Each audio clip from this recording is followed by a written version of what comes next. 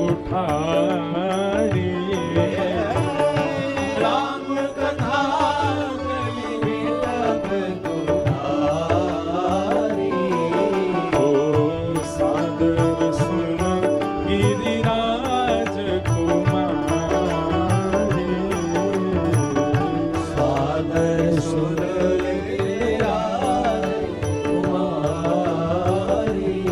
ओ सादर सुन गिरिराज कुमारी।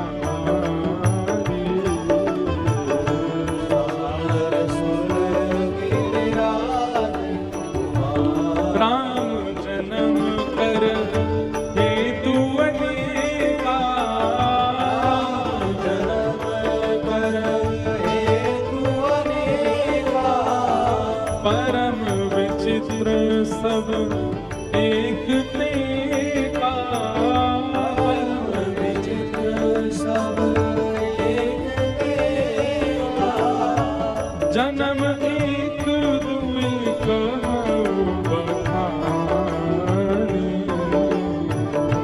जन्म एक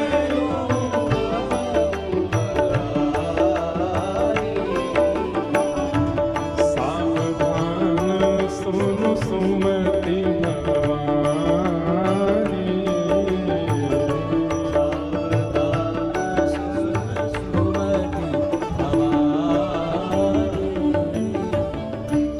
राम कथा सुंदर करतारी।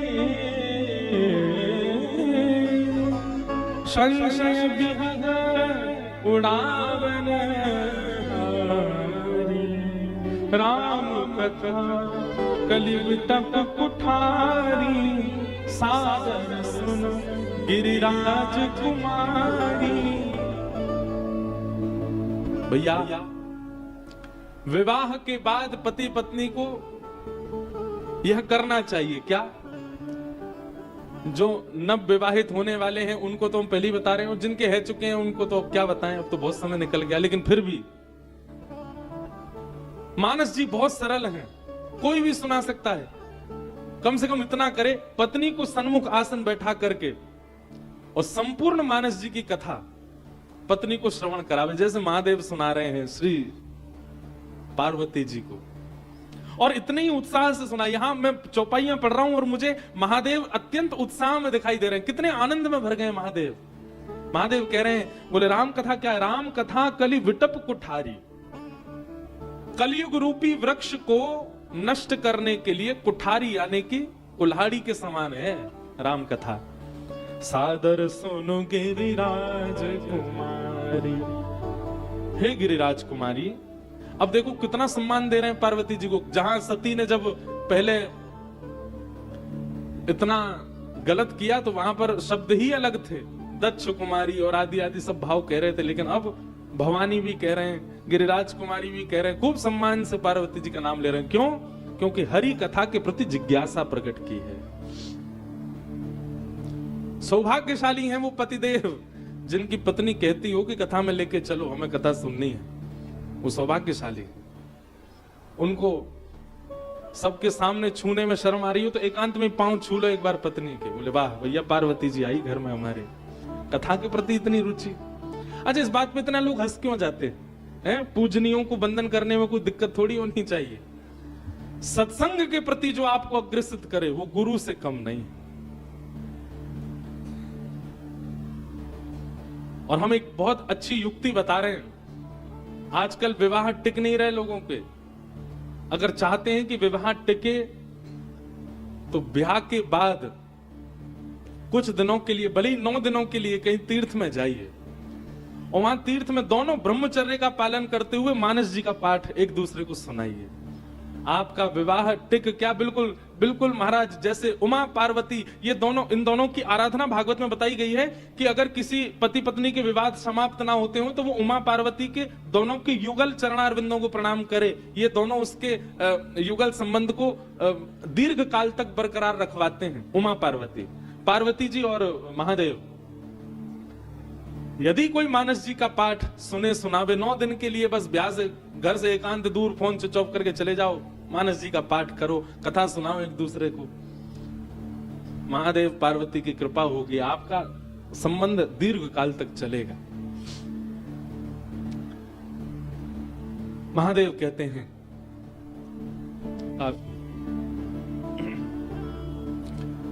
राम जन्म के अनेक हेतु हैं पार्वती जी,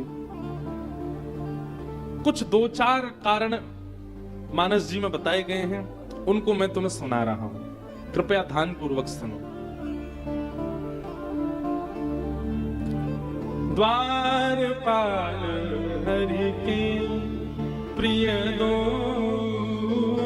द्वारपाल हरि के प्रिय दो, जय और विजय जान सबको, जय विजय जान सबको। 2 द्वारपाल हैं भगवान की, कथा सबको पता है, और ये बात मैं ही नहीं कह रहा हूं, स्वयं गोस्वामी जी भी कह रहे हैं कि सबको पता है, जाने सबको। जय और विजय। सनक सनंदन सनातन सनत कुमार एक बार भगवान नारायण का दर्शन करने के लिए गए, लेकिन जय विजय द्वारपालों ने, भगवान विश्राम में हैं और सनत कुमार बाल रूप में थे तो उनको छोटा बालक जान करके रोक दिया, और तभी सनत कुमारों ने श्राप दे दिया, बोले भगवान के द्वारपाल होकर तुमको पता नहीं है किससे किस प्रकार व्यवहार करना चाहिए? ये राक्षसों जैसा तुम्हारा व्यवहार है, हम श्राप देते हैं तुम राक्षस बनो।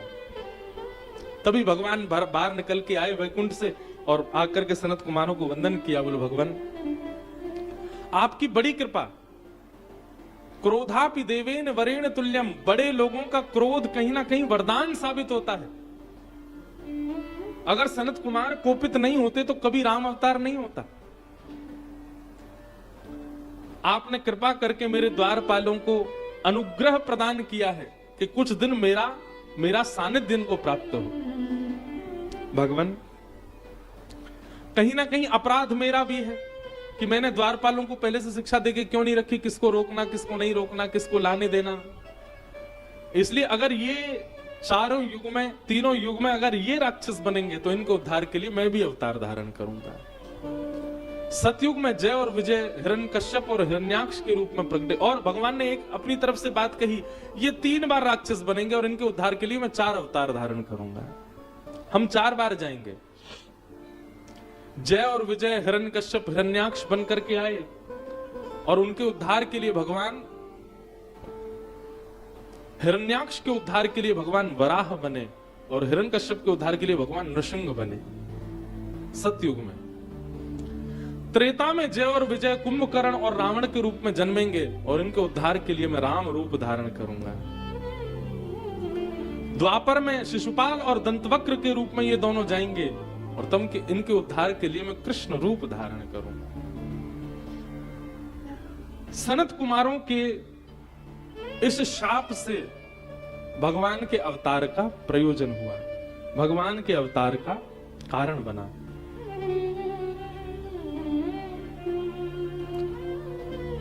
फिर एक कथा जलंधर की सुनाई गई जहां भगवान ने उसके उद्धार के लिए भी राम रूप धारण किया। और एक बड़ी प्रसिद्ध कथा और बड़ी रोचक कथा भगवान श्री राम के अवतरण की सुनाई गई। नारद शाप दीन एक बारा, नारद शाप दीन एक बारा, कल्प ते लगी अवतारा,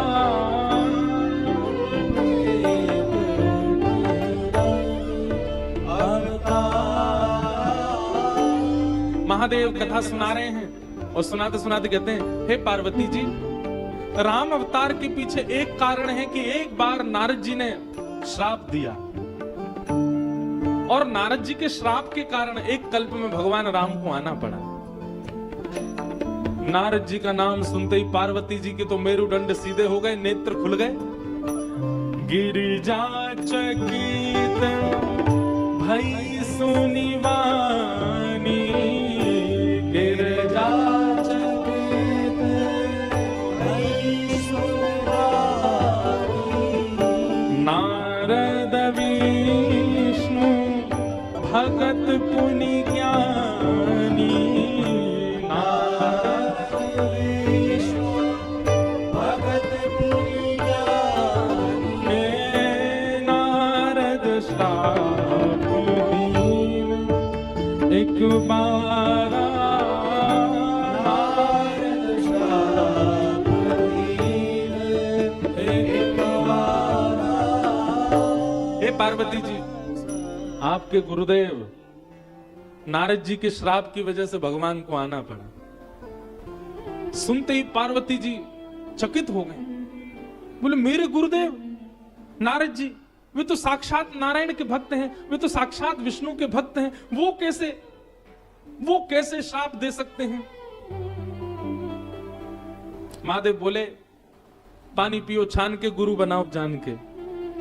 आपने ऐसे गुरु जी बनाए, देखो हमारे भगवान को उनकी वजह से अवतार लेना पड़ा।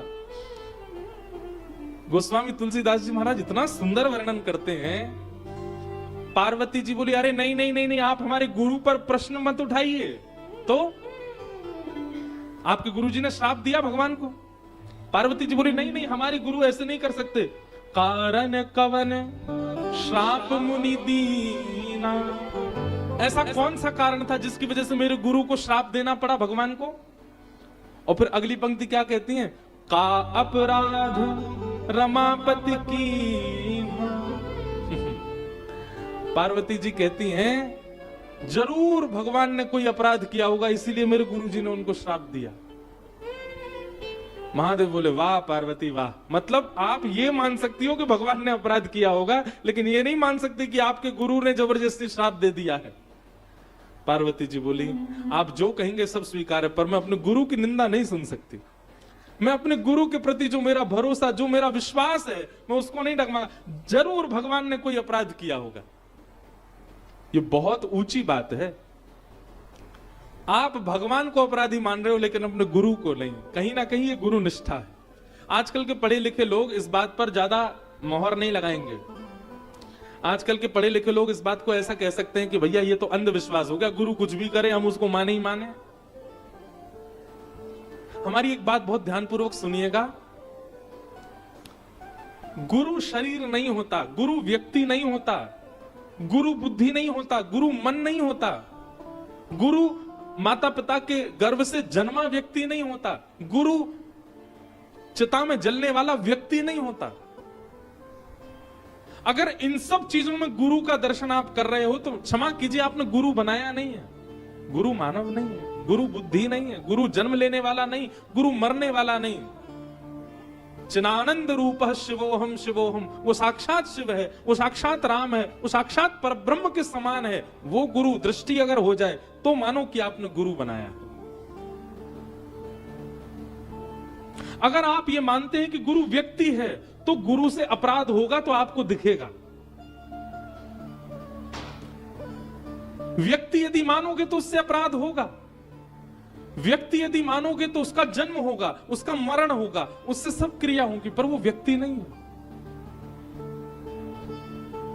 भगवान श्री कृष्ण ने रास विहार किया, लेकिन क्योंकि हम उनको भगवान रूप में देखते हैं और क्योंकि वो भगवान हैं, इसलिए हमें वहां दोष ना दिख करके वो काम विजय लीला दिखाई देती है। आप श्री कृष्ण को मानवी मान करके उनकी संपूर्ण लीला का दर्शन करोगे, आपको दोष दिखेगा लीला में, पर वो मानव नहीं है, वो परब्रह्म है। ठीक वैसे ही अब हम ये बात कह तो देते हैं, पर कहीं ना कहीं हमको सावधान भी करना पड़ता है कि आजकल गुरु किसको बनाना चाहिए यह भी हम नहीं समझ पाते हैं। उसके लिए पहले सत्संग बहुत कीजिए, खूब कथाएं सुनिए। कथा अतीत में जब जीवन में आएगी तो अपने आप विवेक बुद्धि जागृत होगी और अपने आप दिख जाएगा गुरु कौन है, किसके प्रति आपकी निष्ठा है। कहीं आप प्रभावशाली को तो गुरु नहीं बना रहे। प्रभावशाली गुरु नहीं होना चाहिए, स्वभावशाली गुरु होना चाहिए।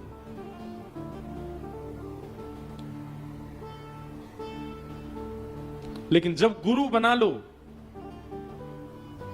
तो गुरु के वचन अटल कर मानो, गुरु वाणी पर, गुरु आज्ञा पर, गुरु चर्चा पर, गुरु वाक्य पर इतना विश्वास रखो, आपका विश्वास ही आपको भगवत प्राप्ति करा देगा।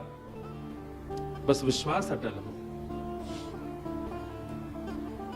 का अपराध रमा पति की कारण कवन शाप मुनि दी। भगवान ने ऐसा कौन सा अपराध किया महादेव जिसकी वजह से मेरे गुरु को उनको श्राप देना पड़ा? महादेव हंसने लगे, बोले जय हो पार्वती जी, आपकी गुरु निष्ठा को प्रणाम। आपके इस गुरु भाव को मैं प्रणाम करता हूं जिसके आगे आप ठाकुर जी को अपराधी मान रही हो। बोले भी हंसी महेश तब ज्ञानी मूढ़ न कोई, जैसी जस रघुपति करही जब सो तस तो ही छन होई। महादेव हंसते हुए कहते हैं, बोले आपके संशय को मैं अभी समाधिस्थ करता हूं, आपके इस प्रश्न का मैं उत्तर देता हूं। एक बार की बात है, क्या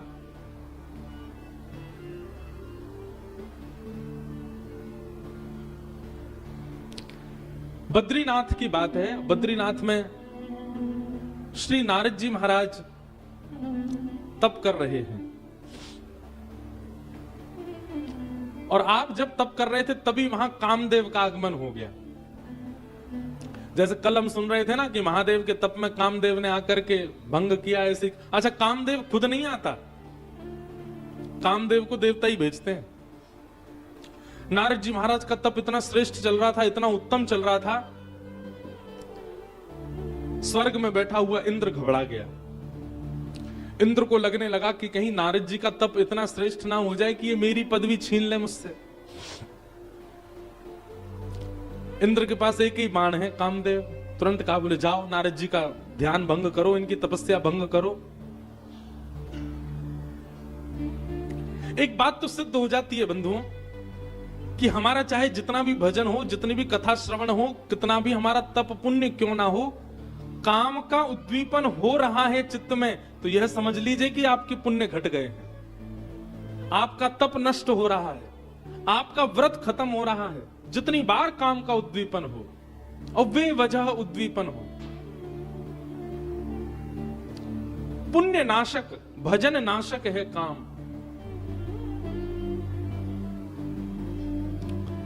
नारद जी महाराज तप कर रहे थे, तभी कामदेव का आगमन हो गया, और कामदेव ने आकर के सुंदर हवा बहानी शुरू कर दी। अप्सराएं नृत्य करने लगी, गंधर्वा आ गई, आकर के सुंदर सुंदर महकाने लगी, वातावरण को सुंदर पुष्प प्रकट हो गए। कामदेव ने अपने सबरे बाण चला दिए, लेकिन जिस प्रकार महादेव का बाल बांका नहीं कर पाया, उसी प्रकार नारद जी भी ध्यानस्थ रहे, कामदेव उनका कुछ नहीं बिगाड़ पाया। कामदेव ने जैसे ही देखा कि भैया नारद जी का तो बाल बांका भी नहीं हुआ, ये तो यथावत उसी स्थिति में बैठे हैं, सोई कामदेव ने चरणों में प्रणाम किया, दंडवत किया, जय हो जय हो जय हो भगवान। या तो मैंने महादेव को देखा था इस रूप में, या फिर मैंने आज आपको देखा, आपकी जय हो। नारद जी महाराज के धीरे धीरे नेत्र खुले। अच्छा, एक बात सुनेंगे आप?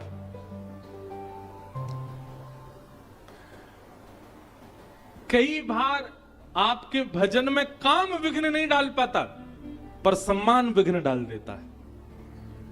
कई बार काम आपको आपके भजन से हटा नहीं पाता, पर बहुत सम्मान दिखने लग जाता है, तो आप अपने मार्ग से बिखरने लग जाते हैं, बिछड़ने लग जाते हैं। कहीं ना कहीं काम से भी ज्यादा बलवान सम्मान है। कामदेव को प्रणाम करते हुए देखा, नारद जी महाराज ने धीमे से नेत्र खोले। कामदेव बोला, मैंने इतने बाण चलाए तब नेत्र नहीं खोले, और जैसे ही मैं दंडवत प्रणाम हुआ, सम्मान देने लगा, तो ही नेत्र खुल गए, इनके भजन छूट गया। कामदेव बोला, मुझे क्षमा कर दीजिए, आपके भजन में मैंने विघ्न डाला, आप मुझे शाप मत दीजिएगा, आप मुझ पे नाराज मत होइएगा। भयऊ न नारद मन कछु रोषा। नारद जी ने कोई क्रोध नहीं किया। कही प्रिय वचन काम परितोषा। नाई चरण सिर आयश पाई, गयो मदन तब सहित सहाई। एक बात सीखने की, कई लोगों का स्वभाव होता है कि वो गलती करने वाले को क्षमा ही करते रहते हैं। ठीक है, एक बार क्षमा किया, 2 बार क्षमा किया, 3 बार क्षमा किया, पर कई बार गलती होते देख करके भी आप बार बार क्षमा करते हैं, तो आप उस व्यक्ति का जीवन खराब कर रहे हैं।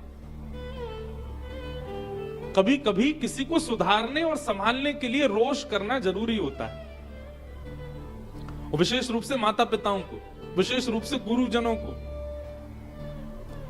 और कहीं ना कहीं कभी कभी पत्नी को पति पर भी, और पति को पत्नी पर भी। कभी कभी वो स्थिति बिगड़े ना, लेकिन सुनिए, हमारी बात को अन्यथा मत लीजिएगा। हम बार बार कभी कभी शब्द लगा रहे हैं। पता चली रामेश्वरम से जाते एक दूसरे के बाल पकड़ लिए, और महाराज जी कह रहे थे कि कभी कभी रोष जरूरी है। ऐसा रोष नहीं, रोष में अंग स्पर्श तो होना ही नहीं चाहिए। भगवान ने हमको 5 इंद्रियां इतनी खतरनाक दी हैं कि आंख और वाणी, ये 2 ही काफी है। इनसे ही कह दीजिए, इनसे। महादेव ने भी तो रोष किया सती के ऊपर, पर कभी भी स्पर्श नहीं किया सती को, या फिर कुछ ऐसा जो आजकल के कर देते हैं लोग, ऐसा कुछ नहीं किया। केवल व्यवहार से ही सती को अनुभव करा दिया कि उसने गलत किया है। ये एक बुद्धिमान व्यक्ति का लक्षण होता है। कभी कभी माता पिता को, गुरु को, पति पत्नी को संबंध बचाने के लिए और व्यक्ति को सुधारने के लिए रोष करना चाहिए। कभी कभी रोष के पीछे, क्रोध के पीछे उद्देश्य शुद्ध होना चाहिए, तो आपका रोष पाप भागी नहीं होगा। अगर आपका उद्देश्य शुद्ध नहीं है तो आपका रोष, अगर आपका उद्देश्य शुद्ध नहीं है तो आपका रोष पाप भागी हो जाएगा।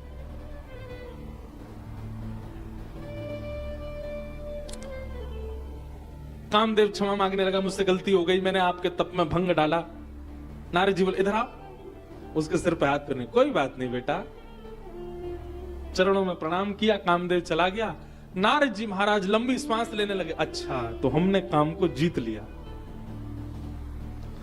पूरे विश्व में महादेव की चर्चा होती है, सब महादेव की चर्चा करते हैं कि उन्होंने तो कामदेव को जला के भस्म कर दिया, पर देखो मैंने काम को जलाया भी नहीं, मैंने तो जीत लिया। कहीं ना कहीं महादेव से ऊंचा मेरा नाम हो गया।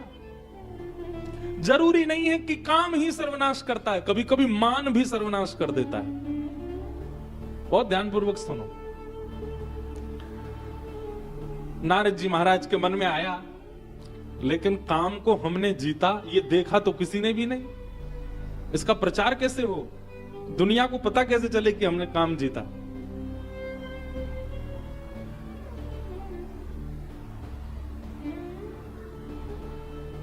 तुरंत नारद जी बोले, बद्रीनाथ है यहीं बगल में ही, थोड़ी दूर पर ही कैलाश है, जाके महादेव को हम ही सुना देते हैं। नारद जी महाराज भजन करते भय, कीर्तन करते भय सीधे पहुंचे कैलाश। महादेव ध्यानस्थ बैठे हैं। नारद जी महाराज का आगमन हुआ। जैसे ही नारद जी महाराज पहुंचे, महादेव ने नेत्र को, अरे आइए आइए आइए आइए आइए नारद जी महाराज, मेरे प्रिय हरि और हरि के प्रिय आप तो मेरे दुगने प्रिय हो गए। आइए बैठिए, विराजिए। कहां से आना हो रहा है आपका, और आज कैसे इतने दिनों बाद हमारे कैलाश में आगमन। नारद जी बोले, अब देखो कई लोग होते हैं, उन्होंने पुण्य किया है, कुछ अच्छा किया, वो बताते कैसे हैं।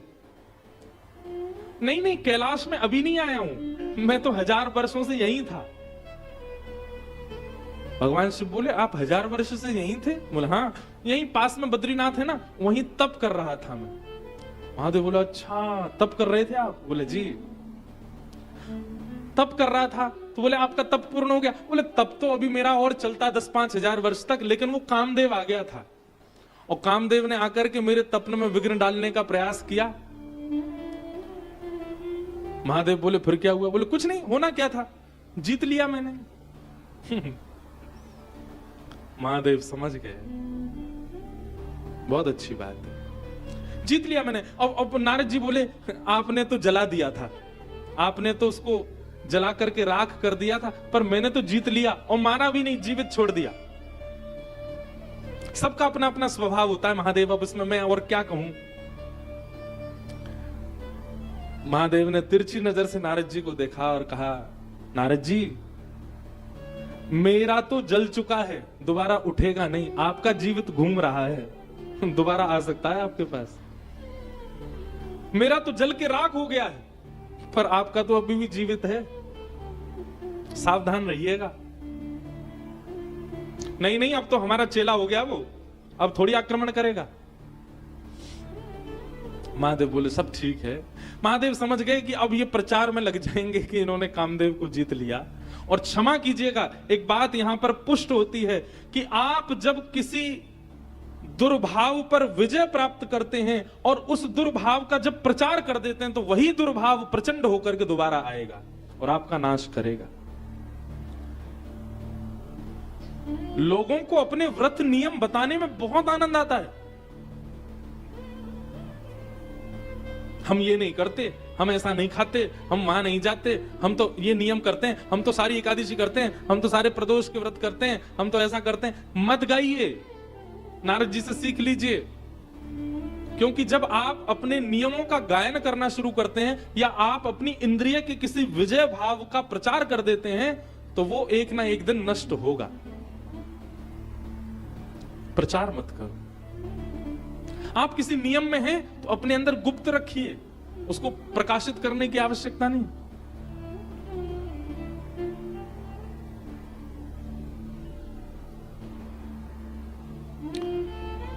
महादेव बोले बहुत अच्छा नारद जी, आओ कुछ प्रसाद आदि पाया।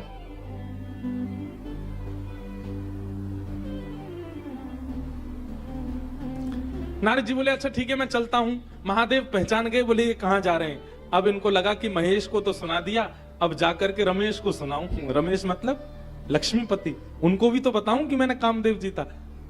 सावधान किया महादेव ने। क्या? तिमि जनि हरहि सुनावहु कबहु, तिमि जन हरि सुनावहु कबहु, चलेहु प्रसंग दोहराएहु तबहु, चलेहु प्रसंग दोहराएहु तबहु। कितने भोले हैं महादेव। महादेव बोले नारद जी, आपने जो मुझसे बात कही ना यहां आकर के कामदेव को जीतने वाली और तप वाली बात, ये कभी हरि को मत बताना। उनसे मत जाकर के कहिएगा इस बात को जो मुझसे कही आपने आकर के। और इतना ही नहीं, चले हु प्रसंग दुराए हु तब हु, अगर कभी काम के विजय की बात भी चल रही हो और आप उस सभा में बैठे हो, तब भी आप कभी इस बात का प्रकाश मत कीजिएगा कि आपने काम पर विजय प्राप्त की है। दोनों प्रकार से उन्होंने नारद जी को समझाया कि आप इस बात को हरि से मत कह देना। पर कई बार ऐसा होता है बंधुओं, जब हमारी हित की बात कही जाती है तो हमको ये लगता है ये सामने वाला हमसे चिढ़ रहा है तभी हमको मना कर रहा है। नारद जी ने भी यही सोचा। बोले इनका तो प्रचार हो गया है तीनों लोकों में कि इन्होंने काम को जला दिया। अब ये नहीं चाहते कि मुझसे ऊपर कोई और जाए, इसलिए मुझे मना कर रहे हैं कि तुम हरि को मत बताना जाके। नारद जी महाराज बोले ये चिढ़ गए हैं तभी मुझको मना कर रहे हैं। नारद जी बोले नहीं नहीं, मेरा क्या मतलब पड़ा है, मैं क्यों कहूंगा, और अपनी प्रशंसा अपने मुंह से कौन करता है। ठीक है महादेव चलते हैं। महादेव बोले ये मानेंगे नहीं, वहीं जाएंगे। और वही हुआ। कैलाश से निकलते ही क्षीर सिंधु गवने मुनि नाथा, क्षीर सिंधु गवने मुनि नाथा, जब बस श्री निवास श्रुति माथा, जब बस श्रीनिवास श्रुति माथा। सीधे कैलाश से उतर करके कहां गए? क्षीर सागर की ओर। और क्षीर सागर में प्रवेश किया। शेष नाग पर पौड़े हैं संग चक्र गदा पद्मधारी श्रीमन नारायण भगवान। लक्ष्मी निवास भगवान चरण दबा रही हैं श्री लक्ष्मी जी। नारद जी महाराज पहुंच गए और नारद जी ने जाके जैसे ही कीर्तन करना प्रारंभ किया, हरिश शरणम हरिश शरणम हरिश शरणम, श्रीमते नारायणाय नमः, श्रीमते नारायणाय नमः। नारायण भगवान को प्रणाम करने लगे तो और दिन तो नारायण भगवान पौड़े पौड़े ही आशीर्वाद देते थे, जय हो नारद जी, प्रसन्न रहो। अच्छा, एक बात हम आज मन में आ रही थी मेरे, क्योंकि श्री निवास भगवान का जब प्रसंग आया है, कल कथा 2 सत्र की होगी और कल कथा विश्राम हो जाएगी, फिर 31 तारीख आपके पास में खाली है, तो क्यों ना जिनका अगर चले बन सके क्रम, तो आप सब लोग यहां से थोड़ी दूरी पर ही श्रीनिवास भगवान प्रत्यक्ष बैठे हैं, तिरुचिरापल्ली में श्री रंगनाथ भगवान हमारे इष्ट शेषनाग पर पौढ़ानाथ विराजमान है। थोड़ी दूरी है यहां से, 200 कुछ किलोमीटर है, बस 4-5 घंटे का मार्ग है, बढ़िया रोड है। क्यों ना इस वर्ष के विश्राम में यहां पर हर के दर्शन हो गए, हरि के भी करें आना। मैं तो नहीं जा पाऊंगा, मुझ पे तो समय नहीं है, पर मेरी तरफ से अगर कोई जाना चाहे, सब जाओ ऐसा मेरा आग्रह नहीं, पर जिसको भी मन हो, सुबह सुबह यहां से 5-6 बजे निकलो, आप 9-10 बजे तक पहुंच जाओगे और वहां जाकर के श्री रंगनाथ भगवान का दर्शन करो। ज्यादा नहीं, हमारे वृंदावन के जैसे ये रामेश्वर भगवान का मंदिर बहुत बड़ा है, लेकिन रामेश्वर भगवान के मंदिर की प्रसिद्धि है कि यहां सबसे ज्यादा पिलर हैं, सबसे ज्यादा खंबे हैं, लेकिन चौड़ाई में और भूमि के रूप से यदि देखें तो विश्व का सबसे बड़ा मंदिर है श्री रंगनाथ मंदिर, तिरुचिरापल्ली में श्रीरंगम। ज्यादा नहीं, हमारे वृंदावन से नेक ही छोटा होगा, वृंदावन के आसपास बड़ा ही है, बस इतना बड़ा मंदिर है, और वहां पर साक्षात श्री रंगनाथ भगवान विराज रहे हैं। बहुत सुंदर कथा है श्री रंगनाथ भगवान की। और ये कौन है पता है आपको? रंगनाथ भगवान ये राम जी के इष्ट हैं। अयोध्या में दशरथ जी जिन अपने इष्ट की आराधना करते हैं वही विराज रहे हैं यहां पर। ये देवताओं के आराध्य थे। तब एक बार इंद्र ने प्रसन्न होकर के दशरथ जी से कहा कि आप कुछ मांग लीजिए, तो दशरथ जी बोले आपके जो इष्ट नारायण है ये हमको दे दो, हम अपनी अयोध्या में इनकी पूजा करेंगे। तब वही नारायण भगवान अयोध्या में विराजे, और जब अयोध्या में विराज गए, राम जी लंका गए, लंका में जाकर के रावण का वध किया।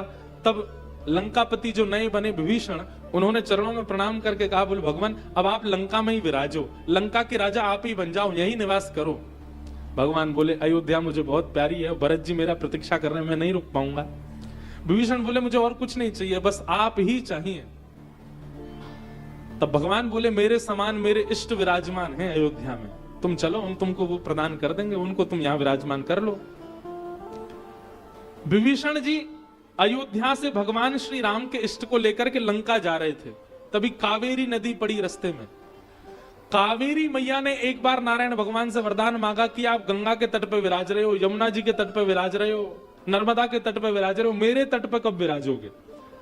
तब भगवान ने कावेरी को वचन दिया था कि एक हम त्रेता में जब राम जी के कुल के इष्ट बन करके आएंगे, तब कोई ऐसी योजना बनेगी, हम दक्षिण आएंगे और तुम्हारे तट पर विराजेंगे। जैसे ही कावेरी के तट से विभीषण जी लंका की ओर जाने लगे, कावेरी अंदर ही अंदर प्रार्थना करने लगे, भगवान ये मेरा ही तट है, रुक जाइए यहाँ पर। भगवान बोले हम कुछ करते हैं। विभीषण जी कंधा पर रख के ले जा रहे थे, तो भगवान ने विभीषण जी से पहले ही कहा था कि हमको कहीं रखना नहीं, सीधे लंका ही लेके चलना, अगर तुम बीच में कहीं रुके तो हम वहीं रुक जाएंगे। सोई भगवान ने वरुण भगवान से कहा कुछ करो खलबली, और वरुण ने आकर के महाराज विभीषण जी के श्री अंग में ऐसी जल की मात्रा बढ़ाई कि उनको शंका निवृत्त करने की इच्छा हुई, और इतनी तीव्रता से इच्छा होने लगी कि वे रोक ही नहीं पा रहे थे स्वयं को। भगवान साथ में शुद्धता का ध्यान रखना है। तुरंत उन्होंने बिना विचार किए ठाकुर जी को पधरा दिया, निवृत्त होने गए, कावेरी में स्नान करके शुद्ध अवस्था होकर के जैसे ही आए भगवान को उठाने लगे। ठाकुर जी बोले हमने कहा था जहां रखोगे वहीं रहेंगे, अब हम यहीं रहेंगे। विभीषण बहुत रोए, बोले भगवान आप तो लंका चलने के लिए निकले थे, अब आप यहीं रुक गए, अब मैं क्या करूं, मैं प्राण त्याग दूं अपने? बोले भगवान बोले नहीं नहीं चिंता नहीं करो, देखो सुनो हमारी बात। संपूर्ण विश्व में नारायण के जितने भी मंदिर हैं सब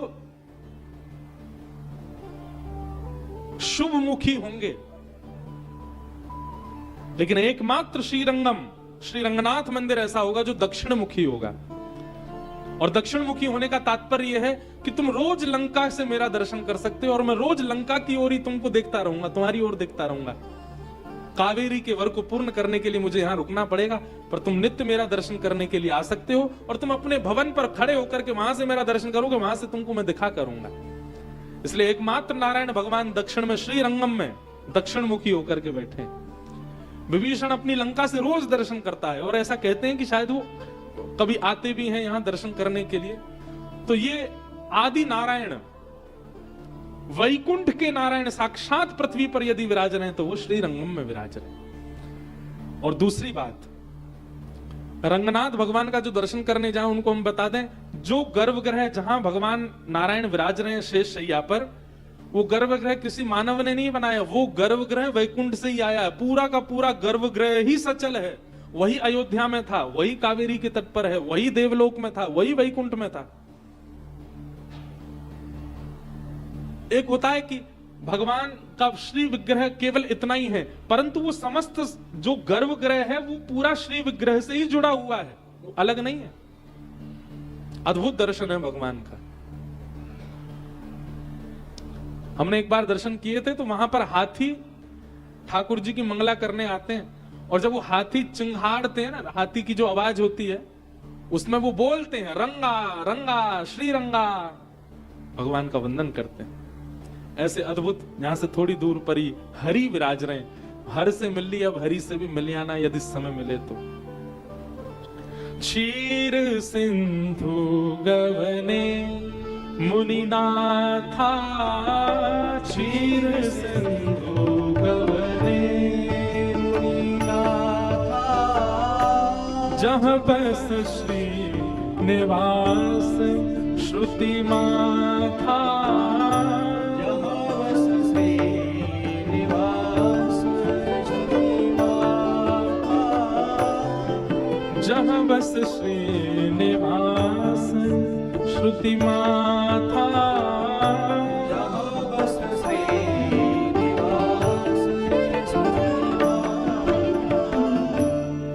नारद जी पहुंच गए, शेषनाग पर पौड़े थे भगवान।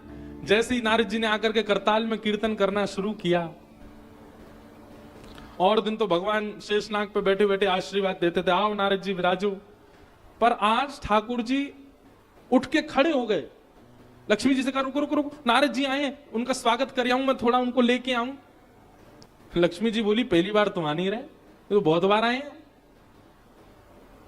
और हर बार आप पौड़े ही रहते हो, आज ऐसा विशेष क्या है कि आप उठ करके जा रहे हो? भगवान बोले बीमार हो गया नारद, और बीमार व्यक्ति को थोड़ा हाथ देना पड़ता है, कहीं बेचारा लड़खड़ा ना जाए, गिर गिरा ना जाए। बेचारे बहुत बीमार हो गए, इनको थोड़ा हाथ दे के आऊं। भगवान उतर करके दौड़े और दौड़ करके नारद जी का, अरे नारद जी संभल के संभल के संभल के, ऐसे लेकर के आए। नारद जी आकर के बैठ गए। भगवान बोले और बताइए सब बढ़िया है? हाँ जी सब बढ़िया। कहां थे इतने दिन से, आप आए नहीं, बहुत वर्ष लगा दिए आने में। बस नारद जी को तो प्रारंभ चाहिए था, कोई पूछ ले कहां थे इतने दिन से तो हम बतावें। कामचरित नारद सब भाखे, कामचरित नारद सब भाखे, यद्यपि प्रथम बरज शिवराखे, यद्यपि प्रथम बरज शिवराखे। सारी बात बता दी। बोले हम हिमालय गए थे और वहां पे जाके तपस्या कर रहे थे, और तपस्या करते करते करते करते करते समय निकलता गया निकलता गया निकलता गया, और ऐसा कह के नारद जी रुक गए। भगवान बोले फिर तपस्या पूर्ण हो गई? बोले पूर्ण तो नहीं हुई, कामदेव आ गया था, खूब प्रयास किया पर मैंने जीत लिया उसको, और पूरी बात बता दी। नारद कहे सहित अभिमाना, नारद कहे सहित अभिमाना। अभिमान में भर करके नारद जी क्या कहते हैं? कृपा तुम्हारी सकल भगवाना, कृपा तुम्हारी सकल भगवाना। बुरा मत मानिएगा, 99% लोग इसी भाव में रहते हैं। उनसे कहो आपका घर बहुत बढ़िया, आपका बेटा तो बहुत बढ़िया निकल के आया, आपकी बहू बहुत सब भगवान कृपा है। सब लोग ऐसे ही बोलते हैं, पर सब अभिमान में बोलते हैं। मनी मन जब बोल रहे होते ना, सब आप लोगों का आशीर्वाद है, सब भगवान की कृपा है हमारे ऊपर, तो हम तो कुछ करते नहीं है भैया, क्या बताएं, कुछ किया ही नहीं। बेटा ने कहा था कि पिताजी 1 करोड़ रुपया लगेगा पढ़ने में, अब सब आप लोगों का आशीर्वाद, कर दिया हमने व्यवस्था, तो बस हमारा कोई योग्य तो नहीं था। बेटा ने कहा कि अमेरिका पढ़ने जाना है, अब हमारी कहां भैया इतनी पहुंच, पर हमने करवा दिया, हमने किया, विदेश मंत्री को फोन किया, फिर हमने उससे कहा कि वीजा वीजा लगवा दो। हम हमारी तो कहां पहुंच है, सब भगवान की कृपा है। कहते भी जाएंगे और बार बार ये भी कहेंगे भगवान की कृपा। ये बात हम इसलिए कह रहे हैं, हम बहुत लोगों से मिलते हैं, किसी से कह दो आपने बहुत जोर की कथा कराई, क्या व्यवस्था करी है, हजारों लोग कथा में आ रहे थे, हमने कुछ नहीं किया, हमारा सब भगवान की कृपा। म्युनिसिपालिटी वालों ने तो मना किया था, आप कथा नहीं कर सकते, हमने एमएलए को फोन खटखटा दिया, उससे कहा कि कथा तो होगी हमारे यहाँ। उस समय हमको ये वाली पंक्ति याद आती है, नारद कहे सहित अभिमाना, क्या कृपा तुम्हारी सकल भगवान, सब आपकी कृपा है, मैं कहां काम को जीत सकता था, सब आपने किया भगवान। भगवान देख करके सिर हिला रहे हैं, वाह बहुत बढ़िया नारद।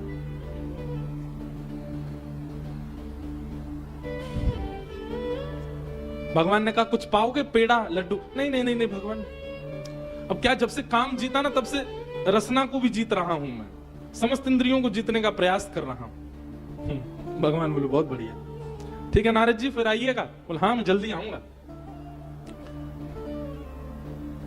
भगवान देख करके अति प्रसन्न हो रहे, बोले अब नारद को संभालना जरूरी है। जैसे ही नारद जी क्षीर सागर से निकल करके बाहर आए, भगवान ने अपनी भ्रगुटी टेढ़ी की और जैसे ही भगवान की भ्रगुटी उठी, एक सुंदर श्रीनिवास नगर प्रकट हो गया समुद्र के बाहर। वैकुंठ भी जिसके सामने फीका हो ऐसा एक नगर प्रकट हो गया। और उस नगर को देख करके नारद जी महाराज चकित रह गए, वाह भैया ऐसा तो वैकुंठ भी नहीं है, जबकि हम वैकुंठ हर बार जाते हैं, हर बार हमको नया लगता, हर बार हमको अपनी ओर आकृष्ट करता, पर ऐसा नगर तो वैकुंठ भी नहीं है। नारद जी महाराज की मुनि भेष को देख करके सब लोगों ने उनको प्रणाम किया। नारद जी बोले कौन सा नगर है, बोले श्रीनिवास नगर है। यहाँ के राजा कौन है, बोले शीलनिधि राजा हैं यहाँ के, लेके चलो राजा के पास। नारद जी महाराज गए, शीलनिधि राजा ने अपने आसन से उठ करके नारद जी को प्रणाम किया, आसन प्रदान किया, आइए आइए आइए मुनिवर विराजिए। नारद जी महाराज आकर के बैठ गए, बहुत सुंदर है आपका नगर, बहुत बड़ी कृपा है, बहुत बढ़िया, सब कुछ सबकी प्रशंसा करने लगे। शीलनिधि राजा ने सबका परिचय कराया, मैं शीलनिधि राजा हूं, ये मेरी सभा है, ये मेरे मंत्री, ये मेरे राजा, ये मेरे वो, सबका वंदन कराया। तभी दूर झरोके में उनकी बेटी खड़ी थी, उसका नाम था विश्वमोहिनी। देखो बहुत समझने वाली बात, विश्वमोहिनी तासु कुमारी श्री विमोह जिस रूप निहारी। जबकि होना तो ऐसा चाहिए था कि शीलनिधि राजा कहते बेटी संत पधारे हमारे यहां पर, चलो प्रणाम करो, पर ऐसा नहीं कहा। शीलनिधि राजा क्या कह रहे हैं, नारद जी से कह रहे हैं ये मेरी बेटी है, आप इसको यहीं से आशीर्वाद दे दीजिए। नारद जी ने कहा कहां है बेटी, बोले वो खड़ी। जैसे ही नारद जी ने देखा, एक बार देखते ही महाराज उसका रूप लावण्य, उसके नेत्रों की मटकाहट, उसकी नासिका, उसके कान, उसकी मुस्कुराहट, उसका रूप देख करके नारद जी तो महाराज देखते ही रह गए। शीलनिधि राजा बोले मुनिवर, नारद जी के नेत्र अपलक हो गए। मुनिवर, हाँ जी क्या हुआ, बेटी है मेरी, आशीर्वाद दे दीजिए। क्या आशीर्वाद दें, बोले जल्दी ब्याह हो इसका, ऐसा आशीर्वाद दे दीजिए। और भगवान आप जरा इसका हाथ देख करके बताएंगे कि इसके होने वाले जो पति होंगे वो कैसे होंगे, इसका भविष्य कैसा होगा। आहा, रूप देख करके तो तनिक काम उत्पन्न हुआ था, लेकिन विश्वमोहिनी ने आकर के जैसे ही अपना हाथ रखा, अच्छा विश्वमोहिनी कोई और थोड़ी है, भगवान की ही भ्रगुटी से निकले, सब माया है भगवान की। विश्वमोहिनी ने जैसे ही अपना हाथ स्पर्श कराया नारद जी से, नारद जी तो तन की सुध बुध सब खो गए। जन कौन से लोक में चले गए। मुनिवर मुनिवर, नारद जी, हाँ हाँ क्या हुआ? हाथ देख के बताइए ना, हमारी लाली का भविष्य कैसा, इसका पति कैसा होगा। विश्व मोहिनी के हस्त कमल में साक्षात भगवान इसके पति होंगे, ये स्पष्ट लिख रहा है। परंतु नारद जी उल्टा ही पढ़ रहे हैं। लिखा तो यह है कि जगत नियंता जगदाधार इसके पति होंगे, पर नारद जी कह रहे हैं जिससे इसका ब्याह होगा वो जगतपति बन जाएगा, वो जगदाधार हो जाएगा। हाथ में लिखा तो यह है कि सर्व विजयी, जिनको कोई नहीं जीत सकता, ऐसे सर्व विजयी वो इसके पति बनेंगे। पर नारद जी उल्टा पढ़ रहे हैं, जिससे इसका ब्याह होगा वो सर्व विजयी बन जाएगा। काम जब सवार होता है ना, तो होता कुछ है, दिखता कुछ है, ये स्थिति हो जाती है। सब बातें बताने लगे, उल्टी सुल्टी बातें निकल रही थी मुख से। शील निधि राजा बोले, भगवान आपकी बड़ी कृपा, आपका आशीर्वाद मिल गया और आप इतने अच्छे समय पर आए। कल ही मेरी बेटी का स्वयंवर है, बड़े बड़े राजकुमार यहाँ, सुंदर सुंदर राजकुमार आ रहे हैं, आप भी आइएगा आशीर्वाद देने के लिए।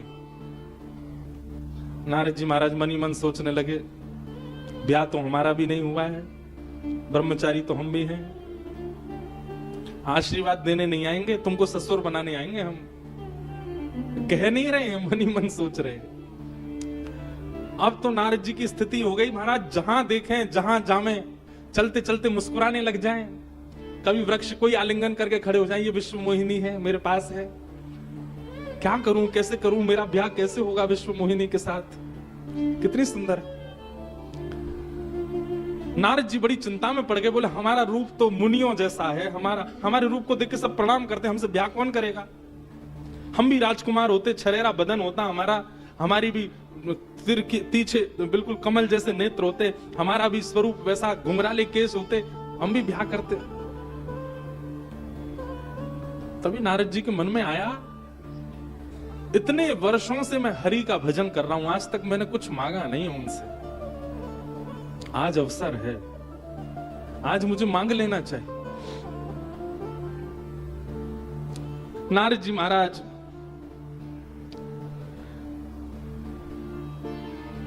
तुरंत गए भगवान के पास और तुरंत भगवान के पास जाकर के कहा,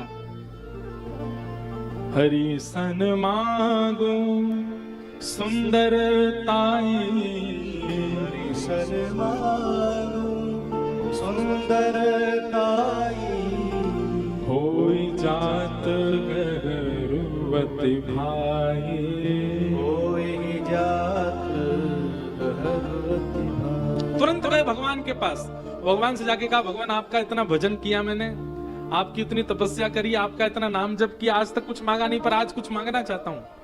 भगवान बोले, अरे नारद, तुम मांगने में देरी करोगे, मैं देने में देरी नहीं करूंगा, मांगो क्या चाहिए तुमको। आपन रूप देहु प्रभु मोहि, आपन रूप देहु प्रभु मोहि, आन भात नहीं पावोहि, आन भात नहीं पावोहि। एक बात कहें, कई लोग ठाकुर जी को लोभ देते हैं, हे रामेश्वर भगवान, हम चांदी का गेट बनवा देंगे आपका, लेकिन निष्काम भाव से नहीं, इसके बदले आप ये करवा देना। कल हम लोग गए थे मंदिर में, कितने 22 तीर्थ थे, 22 तीर्थों में स्नान करके आए। आप लोग स्नान करके आए 22 तीर्थों में? कौन कौन करे आए, हाथ ऊपर करो। वाह भैया, हम तो पहले करे आए, हमको लेके ही नहीं गए संग में, हम अकेले कल डोलते रहे वहां। 22 तीर्थों में कल स्नान करके आए। अच्छा देखो, हमारे अंदर भी थोड़ा सा लोभ आ गया कि हमको लगा हम ही करके गए, आपने तो किया ही नहीं होगा। पर आप सब खेले खाए हो हमसे पहले ही। तो कल हम 22 तीर्थों में स्नान करने गए। अब व्यक्ति जब वहां स्नान करता है ना, एक एक कुएं पे जाके, और एक कुआ से दूसरे कुआ पे जाता है, बीच में थोड़ी ठंडी सी लगती है, तो कहीं ना कहीं मन में आता है, हे रामेश्वर भगवान देख रहे हो, हम आपके देखो एक एक तीर्थ में नहा रहे हैं, जाड़ा लग रहा है, ठंड लग रही है, फिर भी नहा रहे, थोड़ी ना कृपा कर दी हो हमारे ऊपर। ठाकुर जी कहते होंगे एहसान कर रहे हो तुम मेरे ऊपर, स्नान कर, बिल्कुल मत करो, कौन सा हमारी गरज पड़ी है। और कल हम लोगों ने एक बड़ी चतुराई वाला काम किया। महादेव के पुत्र श्री कार्तिकेय जी दक्षिण में विराजते हैं अय्यप्पा स्वामी के नाम से। कौन? अय्यप्पा स्वामी। तो अय्यप्पा स्वामी के जो अर्चक हैं उनको आप लोग देखेंगे रोड पे, वो काले वस्त्र पहन के घूमते हैं, काला पटका, काली धोती, और स्वयं भी श्याम वर्ण के ही होते हैं। वो जब हंसते हैं तो केवल आंख और दांत ही दिखते हैं उनके, उस पर भी श्याम वर्ण की कांति, श्याम वर्ण के वस्त्र। तो कल हम लोग गए तो ऐसे ही थे, हमारे संघ के सब पंडित जी लोग बड़े ऊधमी हैं, 10 लोग थे, 10 ने काले वस्त्र पहन लिए, हमने काला उपरना। अब हमको क्या है, अंदर के लोग सोचे ये अय्यप्पा स्वामी वाले ही आए हैं ये, अब वो हमसे यहीं की भाषा में बात करें, ए अन्ना। तो हम लोग भी खूब आनंद ले, हमको कहीं नहीं रोका गया, सब हमको बल्कि वीवीआईपी लाइन में और भेजा गया, बोले अय्यप्पा वाले हैं, बहुत थके आ रहे होंगे, इनको जल्दी जल्दी करवाओ स्नान। ये सब आनंद है। तो कहना क्या चाहते हैं, कई बार हम लोग ठाकुर जी की भक्ति को एहसान मान करके करते हैं कि ठाकुर जी देख लो हम कितना भजन कर रहे हैं, ठाकुर जी देख लो हम कितनी तपस्या कर, आप हम पे कृपा नहीं करोगे? ठाकुर जी ने बिल्कुल मत करे, तेरे करने से थोड़ी कुछ बनना है मेरे काम, तू पड़ो रहे अपने घर में। नारद जी महाराज जाकर के भगवान से कह रहे हैं मैंने आपका इतना भजन गाया, इतनी तपस्या करी, इतना सब कुछ किया, इसके बदले मुझे कुछ देंगे नहीं आप? भगवान बोले मांगो, क्या चाहिए नारद? आपन रूप देहु प्रभु मोहि, आन भात नहीं पाऊं। आप अपना रूप मुझको दे दीजिए, आप जितने सुंदर हैं उतना सुंदर मुझको बना दीजिए। अच्छा नारद जी कोई और रूप मांगते तो भी चलता, ये कह देते मुझे थोड़ा सुंदर कर दो तो भी चलता, भगवान का ही रूप मांग लिया, आप अपना ही रूप दे दीजिए मुझे। लेकिन क्यों, कहीं ना कहीं नारद जी के जीवन में भक्ति है, इसलिए नारद जी कभी कभी बच जाते हैं।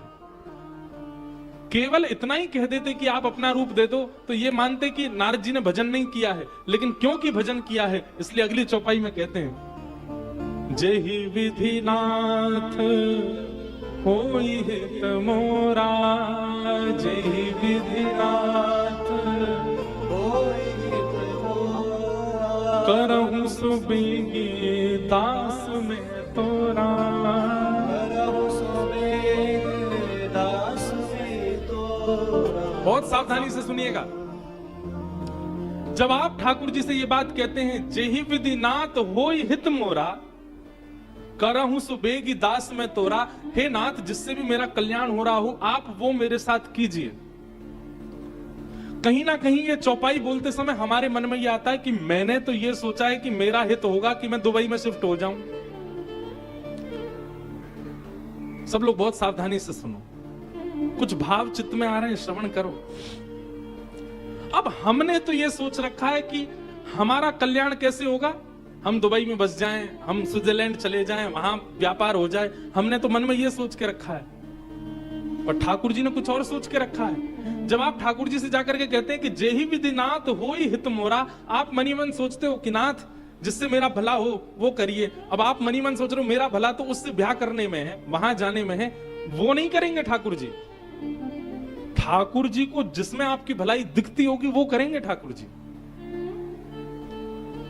गोस्वामी तुलसीदास जी की कथा प्रसंग में एक कथा आती है कि गोस्वामी जी ब्याह नहीं कर रहे थे। खूब कथाएं होती थी, गोस्वामी जी की कथा सुनकर के लोग आनंदित होते थे, पर गोस्वामी जी ब्याह नहीं कर रहे थे। एक ब्राह्मण कथा में आते थे और गोस्वामी जी को कथा करता देख वो ब्राह्मण मन में सोचता था मैं अपनी बेटी का ब्याह इनसे कर दूं। उसने गोस्वामी जी से 2-3 बार कहा भी, हे तुलसीदास जी मेरी बेटी बड़ी योग्य है, आप उससे ब्याह कर लो। और गोस्वामी जी का कोई प्रत्युत्तर नहीं, माता पिता है नहीं तो किससे पूछें क्या, वो तो अपनी कथा में लगे रहते। एक दिन महादेव प्रकट हो गए और महादेव ने प्रकट होकर के कहा, बोले आपकी कथा में एक विप्र आते हैं, वो आपको 2-3 बार प्रस्ताव दे चुके हैं कि मेरी बेटी से ब्याह कर लो। गोस्वामी जी बोले हाँ, उनकी बेटी से अगर आप ब्याह करोगे तो राम जी आपको दर्शन देंगे, ब्याह करो, जाओ चलो। गोस्वामी जी को लगा कि महादेव स्वयं कह रहे हैं, उससे मेरे जीवन का कल्याण होगा, उद्धार होगा। महादेव की बात मान करके गोस्वामी जी ने ब्याह कर लिया। लेकिन आप सबको पता है फिर क्या हुआ। गोस्वामी जी इतना प्रेम करते थे अपनी पत्नी से, निरंतर उसके संगी रहते थे। एक दिन पत्नी छोड़ करके मायके चली गई। गोस्वामी जी प्रेम में व्याकुल होकर के पीछे पीछे गए, शव को नाव बना करके नदी पार कर ली, नाग को रस्सी बना करके पर्वत लांग गए। और पत्नी के चरणों में जब गए, अब ये पूरी लीला देख करके लगता है कि महादेव ने भला सोचा था। कहीं ना कहीं दुर्मति सी बन गई, कहीं ना कहीं ये विक्षेप जैसा आ गया गोस्वामी जी के जीवन में, पर नहीं।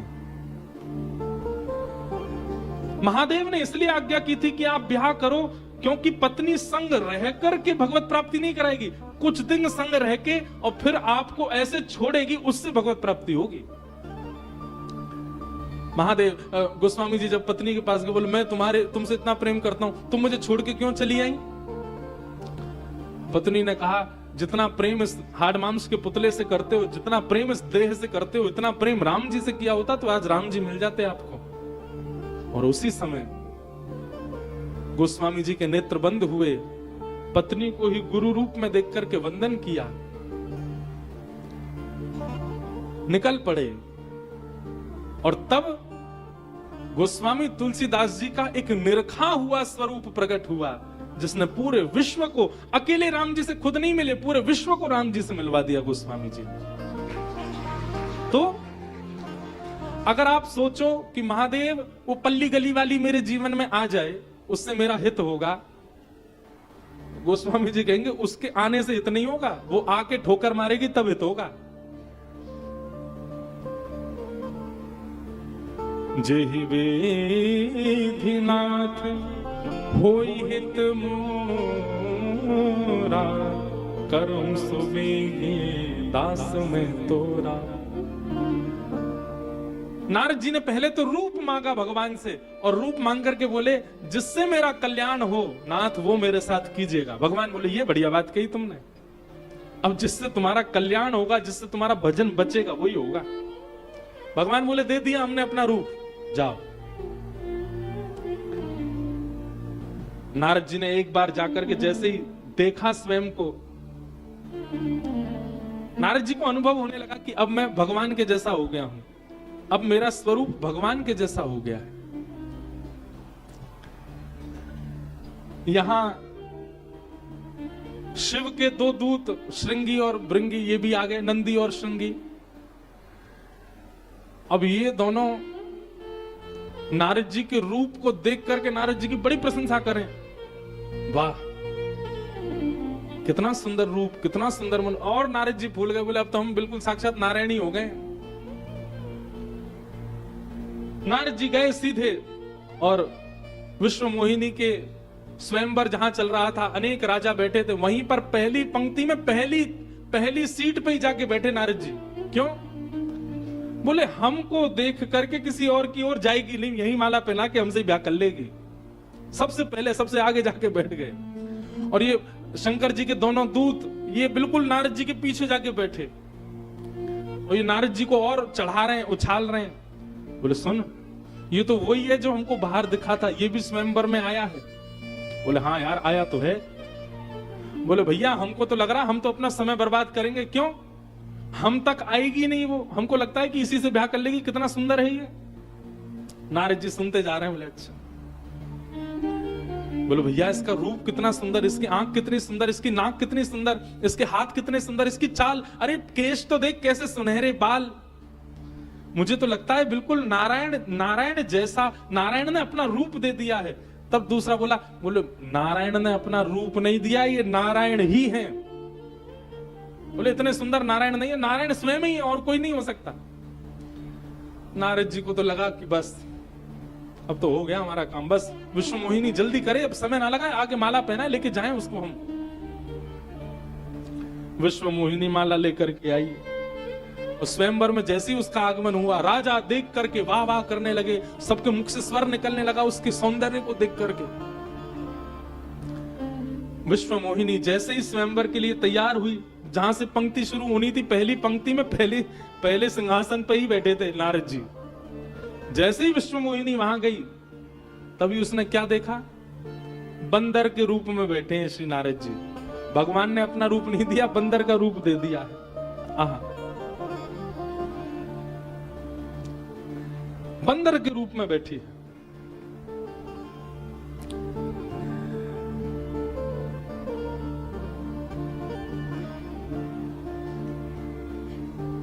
मरकट बंदर भयंकर देह, देखत हृदय कोद बातें।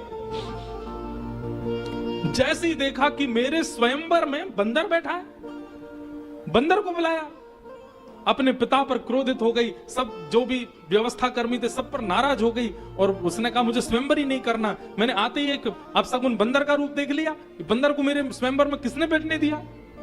और विश्व मोहिनी ने उस पंक्ति में देखना तो दूर, गई ही नहीं, वहां पूरी पंक्ति को ही छोड़ दिया, गई नहीं, उसमें किसी राजा को ही नहीं देखा, दूसरी पंक्ति से प्रारंभ कर दिया। नारद जी महाराज को पता नहीं लगा। नारद जी बोले अभी देखा नहीं मेरी ओर, अभी इसको हमारा रूप दिखा नहीं है, इसीलिए दूसरी जगह चली। कोई नहीं, हमारे पास आएगी तो हमारे रूप को देख करके तो माला तो हमको ही पहनानी है। विश्व मोहिनी एक एक करके राजाओं को रिजेक्ट करती जा रही थी। तभी धरी नृप तनु तहा गयऊ कृपाला, कुंवरी हर्षी मेले जयमाला। तभी वहां पर उस सभा में एक राजकुमार का रूप धारण करके साक्षात हरि, साक्षात नारायण, एक अत्यंत सुंदर राजकुमार का रूप धारण करके आ गए। महाराज अब तक तो सबकी दृष्टि मोहिनी को देख रही थी, लेकिन जैसे ही भगवान ने प्रवेश किया तो वहां पर बैठे हुए बड़े बड़े सुंदर राजा भगवान को देखने लगे। इतने सुंदर बन के भगवान आ गए, ऐसा सुंदर रूप धारण करके आए कि विश्व मोहिनी ने राजाओं की ओर देखा ही नहीं। ठाकुर जी को आते देख दौड़ करके गई और जाकर के भगवान के गले में ही माला पहना दी। भगवान ने उसको माला पहना दी। विश्व मोहिनी के संग भगवान का ब्याह हो गया। नारद जी हाथ पे हाथ धरे बैठे ही रह गए। बोले इसने तो हमारी ओर देखा ही नहीं, और कोई और राजकुमार आया ब्याह करके लेके चला गया। आहा, नारद जी बोले हुआ क्या? अचंभित, पांव तले जमीन खिसक गई नारद जी के। तब वो दोनों जो शिव गण बैठे थे जोर जोर से हंसने लगे। तब हर गण बोले मुस्काए, निज मुख मुकुर विलोक हो जाए। दोनों जोर जोर से हंसने लगे, उपहास कर रहे हैं। नारद जी बोले क्यों हंस रहे हो? एक बार नेक अपना थोबड़ा देख लो कहीं जाकर के, एक बार नेक अपना मुखमंडल का दर्शन तो कर लो। नारद जी महाराज दौड़ करके निकल करके बाहर आए और तभी एक सरोवर वहां था। सरोवर में गए और जैसे ही जाकर के उन्होंने अपना वेश देखा, वेश विलोक क्रोध अति भाड़ा, तिनहि शराब दीन अति दाड़ा। अपना रूप देख करके नारद जी महाराज को भयंकर क्रोध आ गया। क्यों? बंदर के रूप में थे नारद जी। इतना जोर का क्रोध आया महाराज, दोनों गणों को जो हंस रहे थे पीछे पेट पर हाथ धर के जोर जोर से हंसते दिल्लर तिल्लर होते जा रहे थे। नारद जी ने श्राप दे दिया, हो निशाचर जाई तुम कपटी पापी दो, हंसो हम ही सो ले फल, बौरे हंसो मुनि को। तुम दोनों निशाचर बन जाओगे। शिव गण हो और इतना भी नहीं पता कि किसी संत का उपहास नहीं करना चाहिए। जाओ, मेरा श्राप है, तुम दोनों को निशाचर बन जाओगे दोनों। दोनों घबरा गए, बोले कि अरे राम राम राम, मुझे क्या हो गया, हमसे तो अपराध बन गया। कहने का अभिप्राय, संत से यदि भूल से भी कोई गलती हो रही हो, उपहास मत करो। दोनों निशाचर बन गए। नारद जी बेचारे इतने दुखी तो हो गए थे कि बंदर का मुंह, लेकिन जब दोबारा अपने मुख को देखा तो अपना सामान्य रूप देखा तो थोड़ा क्रोध कम हुआ, थोड़ा क्रोध कम हुआ। लेकिन तभी पुनः क्रोध जागृत हुआ। बोले मैंने भगवान से आज तक कुछ नहीं मांगा, इतना भजन किया, इतना नाम जप किया, इतनी तपस्या की, और उसके बाद भी केवल इतना कहा था कि अपना रूप दे दो, और इन्होंने मुझको अपना रूप नहीं दिया। लेकिन ये हरि जानते नहीं आज इनका पाला किससे पड़ा है। देहो श्राप की मरहूं जाई, जगत मोर उपहास कराई।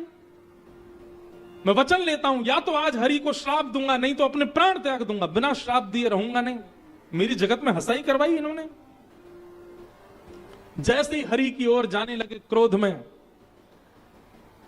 बीच ही पंथ मिले दनुजारी, संग रमा सोई राजकुमारी।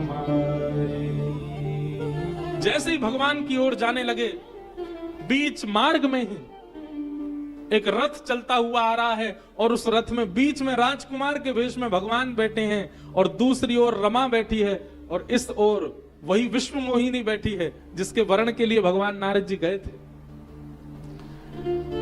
श्रीमन नारायण के बगल में लक्ष्मी को देख करके और दूसरी तरफ विश्व मोहिनी को देख करके नारद जी को भयंकर क्रोध आया।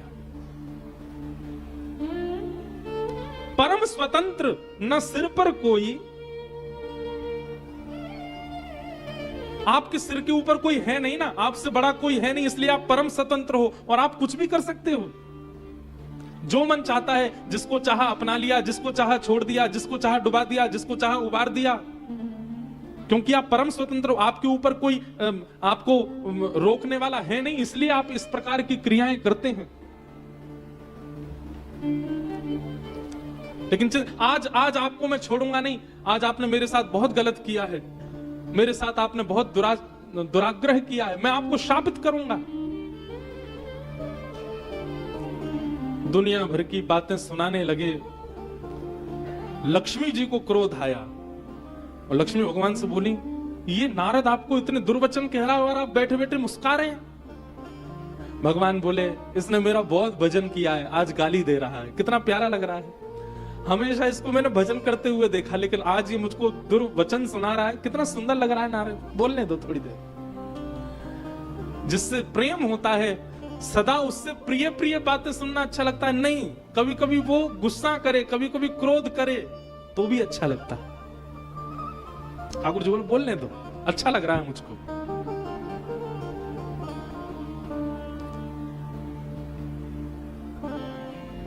भगवान बैठे बैठे मंद मुस्काए सुन रहे थे।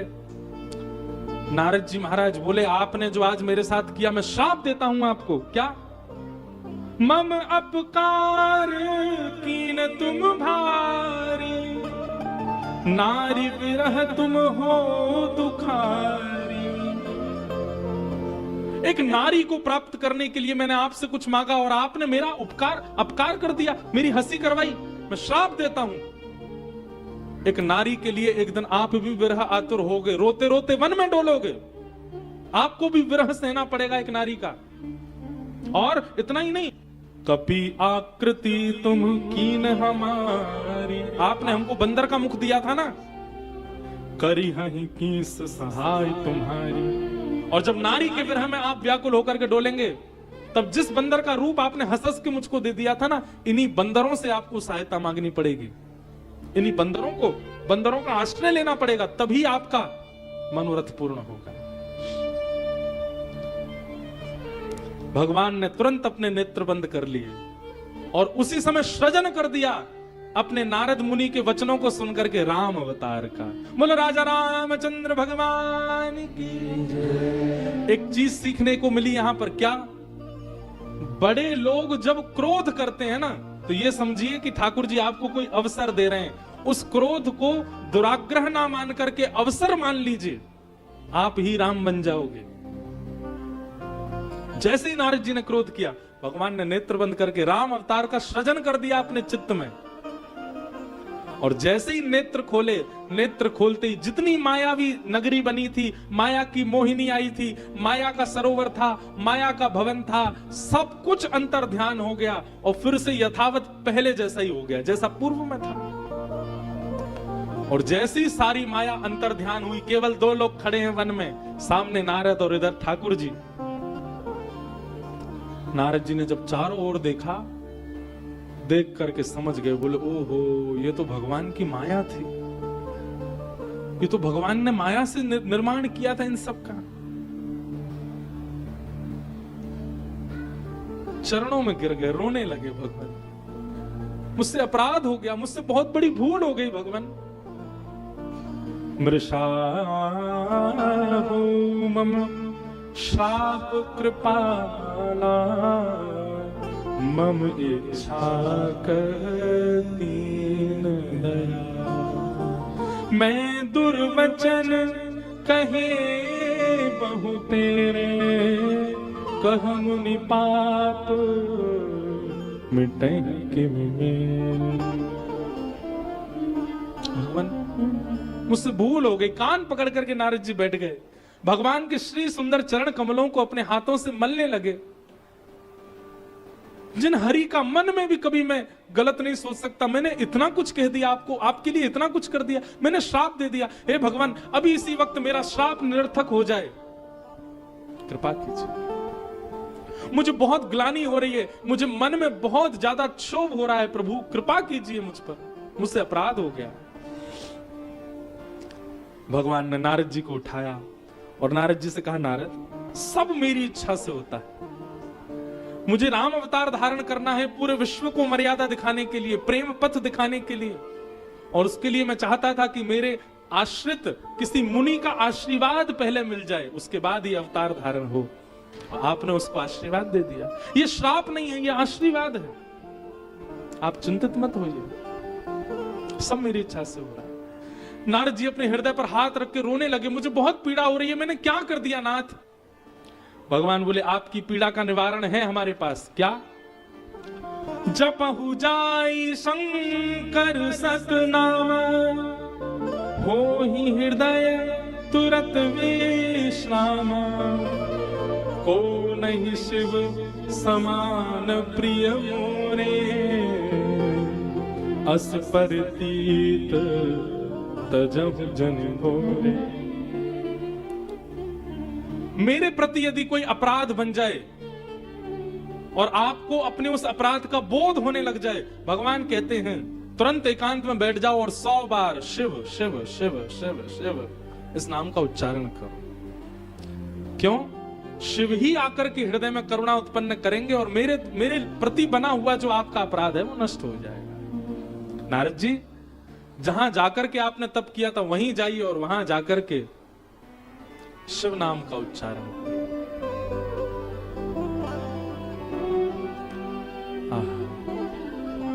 हिमालय पर गए हैं नारद जी और वहीं उसी स्थान जहां बैठकर के कामदेव को पराजित किया था, वहीं बैठकर के श्री नारद जी महाराज शंभु शंभु शिव शिव शिव शिव नाम उच्चारण करने लगे। महादेव प्रसन्न हो गए, प्रकट हो गए, दर्शन दिया नारद जी को, नारद जी प्रसन्न हो गए। तेरी शरण में आके मैं धन्य हो गया, तेरी शरण में आके मैं धन्य हो गया, तेरी शरण में आके मैं धन्य हो गया, तेरी शरण में आके मैं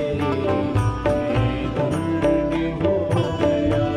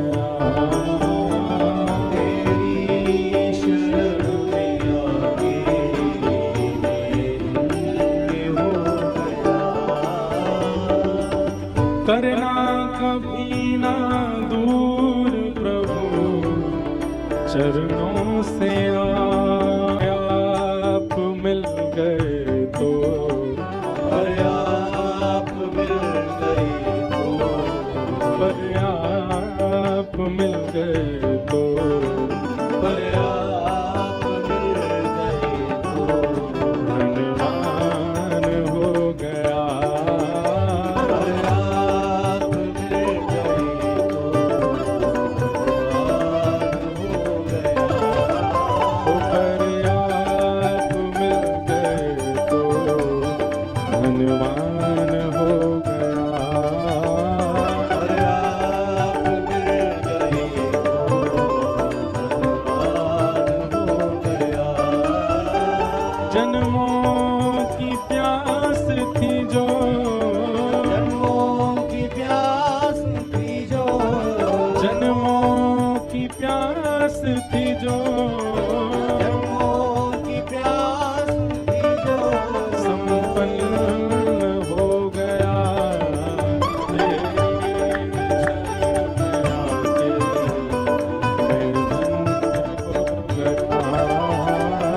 तेरी शरण में आके मैं धन्य हो गया। सीताराम राम राम सीताराम राम राम राम राम राम सीता राम राम राम, राजा राम राम राम राजा राम राम राम राजा राम राम राम, राजा राम राम राम, सीताराम राम राम सीताराम राम राम सीता राम राम राम, सीता राम राम राम, सीताराम राम राम सीताराम राम राम सीता राम राम राम, सीता राम राम ओ राम, सीताराम राम राम सीताराम राम राम सीता राम राम राम, सीता राम राम राम, सीताराम राम राम सीताराम राम राम सीता राम राम राम, सीता राम राम ओ राम, सीताराम राम राम सीताराम राम राम सीता राम राम राम, सीता राम राम राम, सीताराम राम राम सीताराम राम राम सीता राम राम राम, जय जय श्री सीताराम नमः पार्वती पतये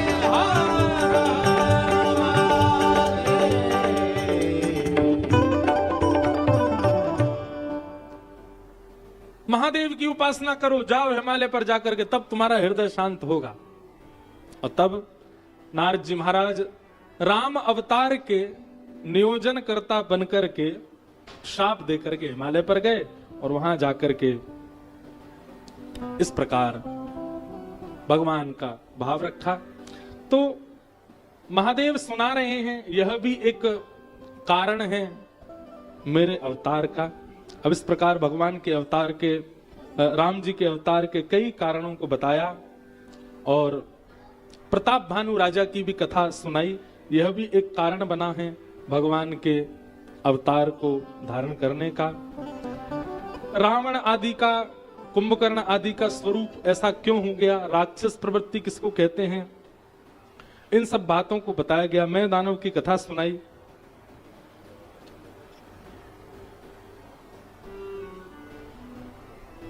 बाड़े खल बहु चोर जुआरा, जेलम पट पर धन पर दारा, मां नहीं मात पिता नहीं देवा, साधुन सन्न करवा वही सेवा। राक्षसों के लक्षण यहां पर बताए गए हैं। राक्षस का पहला लक्षण क्या है? पराये धन और पराई स्त्री पर कुदृष्टि रखने वाले को राक्षस कहते हैं। उसका हरण करना तो बहुत आगे की बात है, कुदृष्टि रखना मात्र भी एक राक्षसत्व का लक्षण है, किसी के धन पर और किसी की स्त्री पर। और जुआ खेलते हैं, गलत काम करते हैं, मम मानुष भक्षण आदि करते हैं, वो सब तो राक्षस प्रवृत्ति के हैं ही। और उसके बाद क्या कहा? मां नहीं मात पिता नहीं देवा। जो माता पिता को देव नहीं मानते, जो माता पिता के प्रति यह भावना नहीं रखते कि साक्षात पराम्बा जगदम्बा पार्वती और शिव ही हैं, उनको सामान्य मानव समझ करके उनमें दोष गुण देखते हैं, यह भी राक्षस का लक्षण है। और साधु संतों को केवल पाखंडी मान करके उनसे अपनी सेवा कराते हैं, करते नहीं है, ये सब राक्षसों के लक्षण है।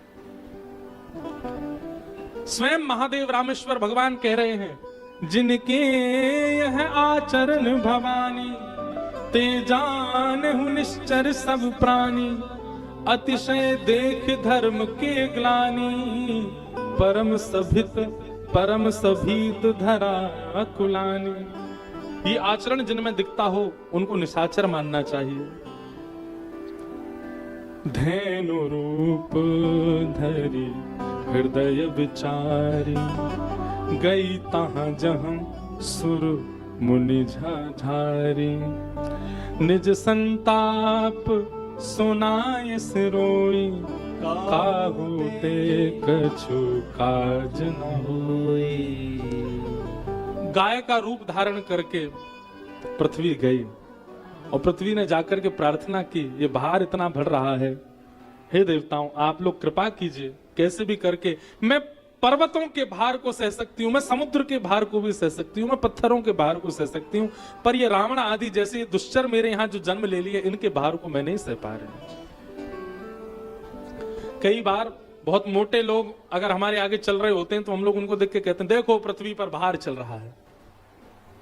पृथ्वी को उसका भार नहीं लगता, पर कोई झूठा व्यक्ति जब चलता है, कोई कामी व्यक्ति जब चलता है, पर स्त्री पर धन के प्रति कुदृष्टि रखने वाला जब चलता है, तब पृथ्वी को निश्चित भार लगता है। ये क्यों जीवित है मेरे ऊपर?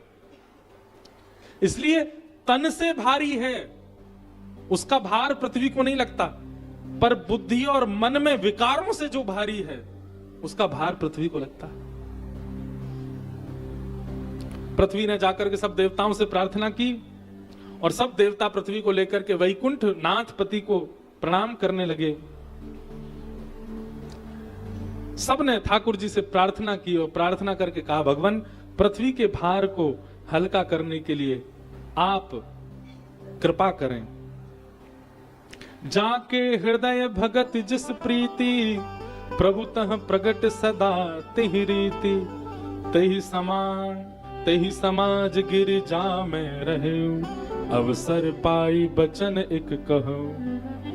हरि व्यापक सर्वत्र समाना, प्रेम ते प्रगट हुई मैं जाना, देश काल दिश बदिश हुमाहि, कहूं सो कहां जहां प्रभु नाही।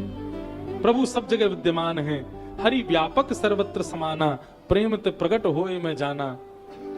ठाकुर जी को प्रेम से पुकारा जाए, वो निश्चित प्रकट हो जाएंगे पृथ्वी के भार को हल्का करने के लिए।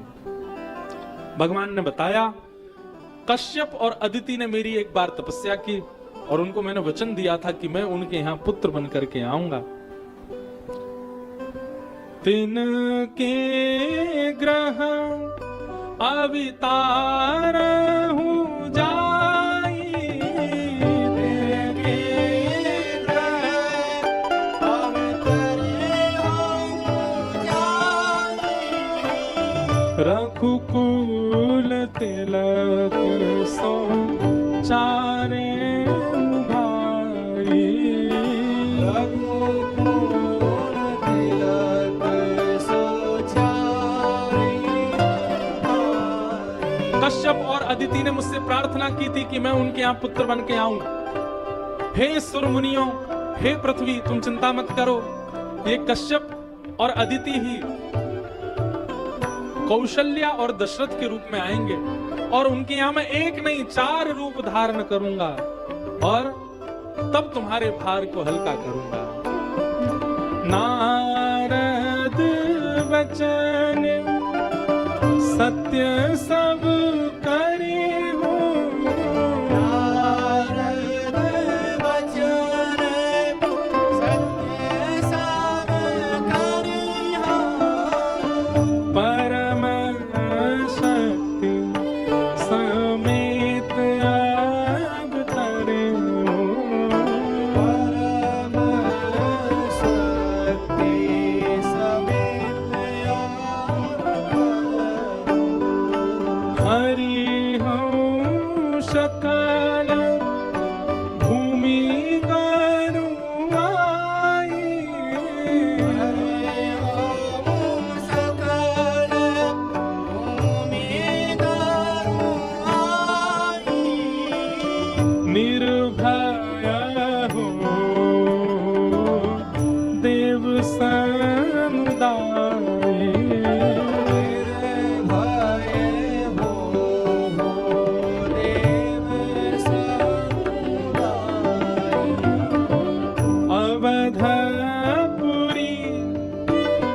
रघुकुल मणि राम। सब लोग गाओ।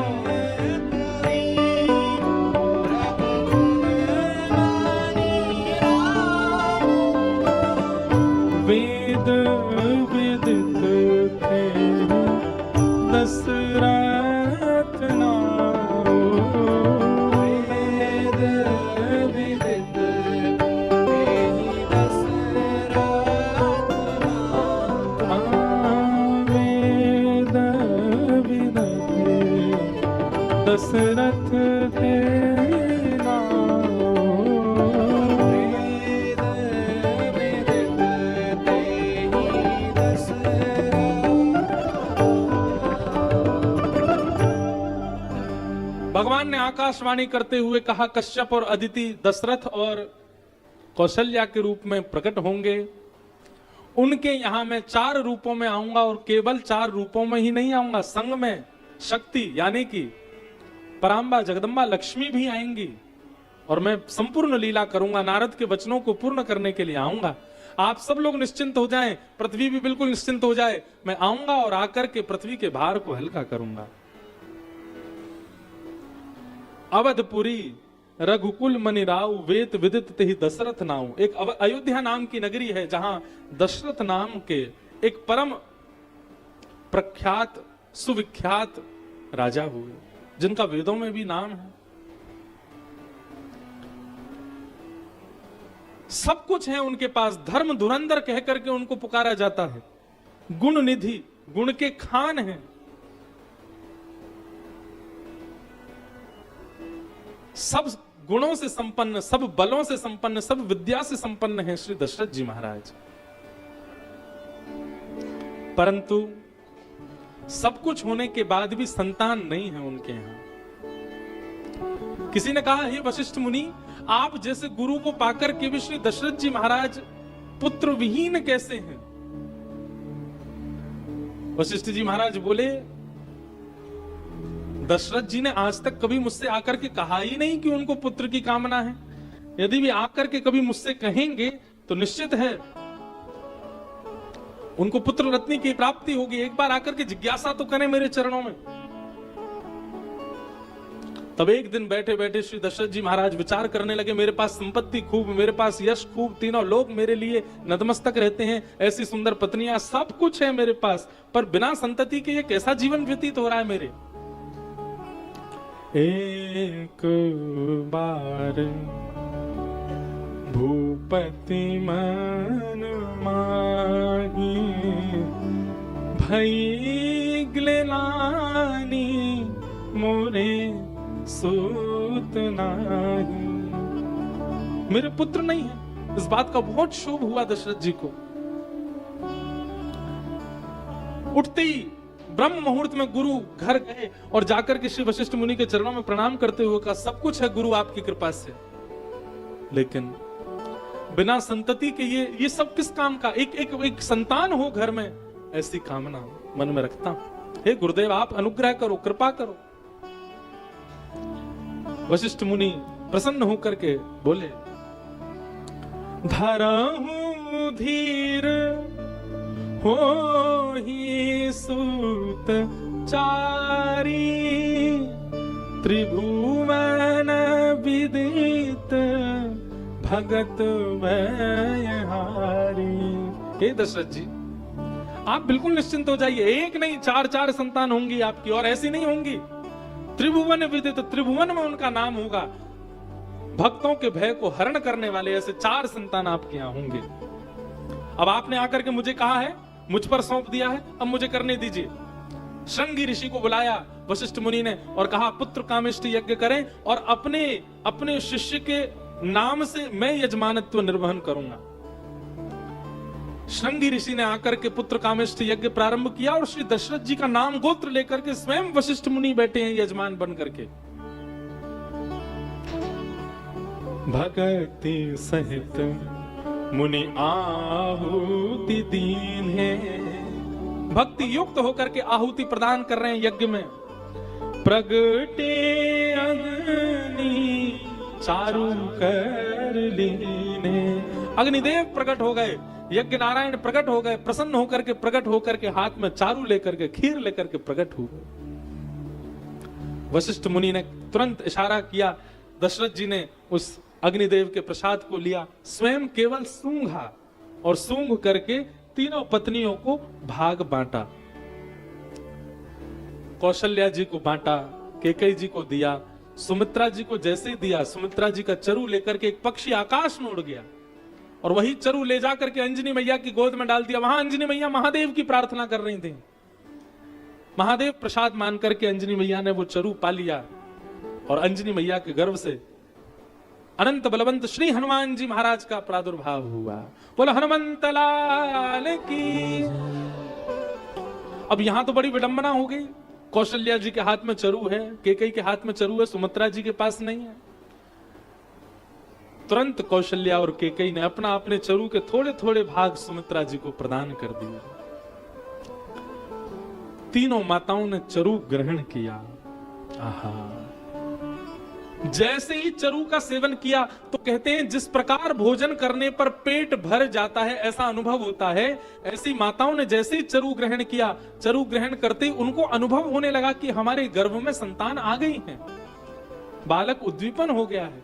कौशल्या मैया का रूप, कैकेयी मैया का रूप, सुमित्रा मैया का रूप अत्यंत सुंदर होने लगा। जोग लग्न ग्रहवार तिथि सकल भय अनुकूल, चर अरु अचर हर्ष जुत राम जन्म सुख मूल। जोग बार तिथि नक्षत्र सब बिल्कुल अनुकूल होने लग गए। क्यों? प्रभु श्री राम अवतार लेने वाले हैं। और नौमी तिथि मधुमास पुनीता, नौमी तिथि मधुमास पुनीता, शुक्ल पक्ष अभिजित हरि प्रीता।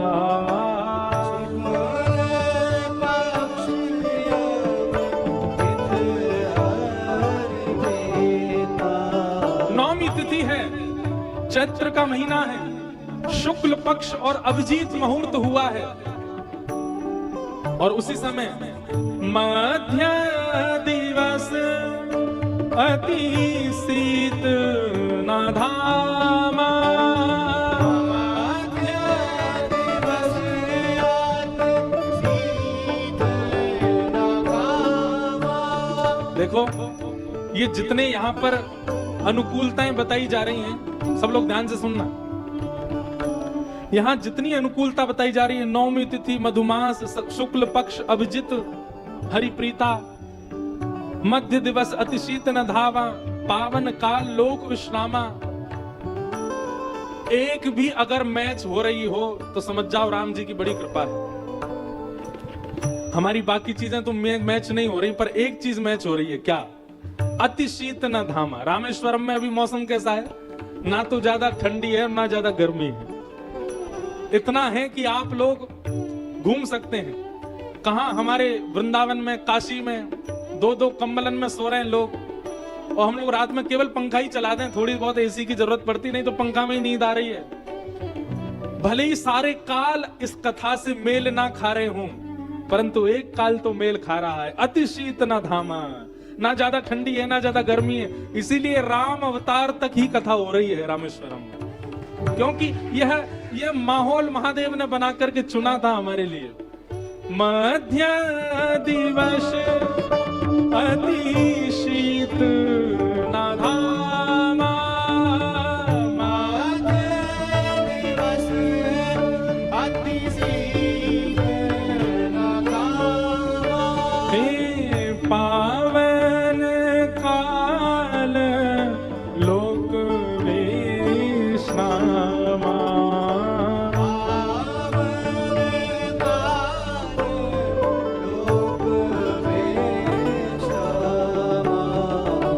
शीतल मंद सुरभि बाहु, शीतल मंद सुरभि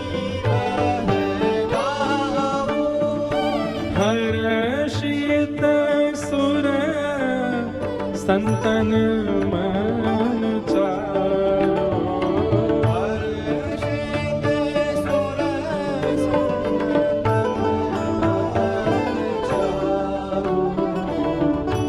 नौमी तिथि मधुमास पुनीता।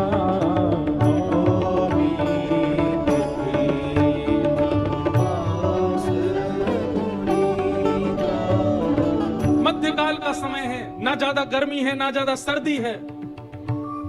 और उसी समय कौशल्या मैया के भवन की ओर से दौड़ी दौड़ी एक दासी आई है। महाराज दशरथ बधाई हो, बधाई हो, बधाई हो। कौशल्या मैया के यहाँ एक लाला ने जन्म लिया है।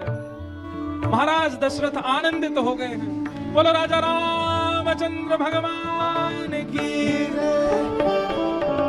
अपने हृदय का हार उतार दिया, नेत्र सजल हो गए महाराज के, दासी के हाथ में दे दिया। उसी समय केकई मैया के भवन से दौड़ी दौड़ी दूसरी दासी आई। महाराज बधाई हो, बधाई हो। केकई मैया ने भी लाला को जन्म दिया है। महाराज दशरथ ने अपने हाथ का एक कड़ूला उतार करके दिया, बधाई हो। तभी सुमित्रा भवन से एक नहीं दो दासी दौड़ी दौड़ी आई और आकर के बोली, महाराज बधाई हो, बधाई हो। सुमित्रा रानी ने दो बालकों को जन्म दिया है। आहा, पूरे अयोध्या में आनंद होने लगा, बधाई की लहर छा गई। ब्रह्मलोक में बैठे हुए ब्रह्मा जी नृत्य करने लगे, शिवलोक में बैठे हुए भगवान शिव डमरू बजाने लगे, तांडव नृत्य करने लगे। सब जगह आनंद होने लगा है। क्यों? प्रभु श्री राम का अवतार हुआ है। बधाई हो, बधाई हो, बधाई हो। भय प्रकट कृपाला दीन दयाला कौशल्या हितकारी हर्षित महतारी मुनि मनहारी अद्भुत रूप विचारी लोचन अभिरामा कर्मन श्यामा निज आयु भुजचारी भूषण वनमाला नयन विशाला शोभा सिंधुधरा गंभीर जोरी अस्तुत गौरी विधि करो अनंत आया गुण ज्ञानातीत अमाना वेद पुराण सुख सागर सब गुण आगर यही गावहि श्रुति संता सो मम हित लागी जन अनुरागी भयो प्रगट श्री ब्रह्मांड निकाया निर्मित माया रोम रोम प्रतिवेद कहे मधुर सोवासी यह उपहासी सुनत धीर मन धीर न रहे उपजा जब ज्ञाना प्रभु मुस्काना चरित बहुत विधि कीनी जय कहीं कथा सुनाई बात बुझाई देवकार सुख प्रेम लय हे माता मुनि बोली सोमत मोरी अजमदार यह की जैस सुशीला प्रिय शीला यह सुख परम अनुरूप सुन वचन सुजाना रोहन ठाना होई बालक शुभूपा यह चरित जगावहि हरि पद पावन तेरा विप्रधेनु सुर संत हित लिंग मनुज अवतार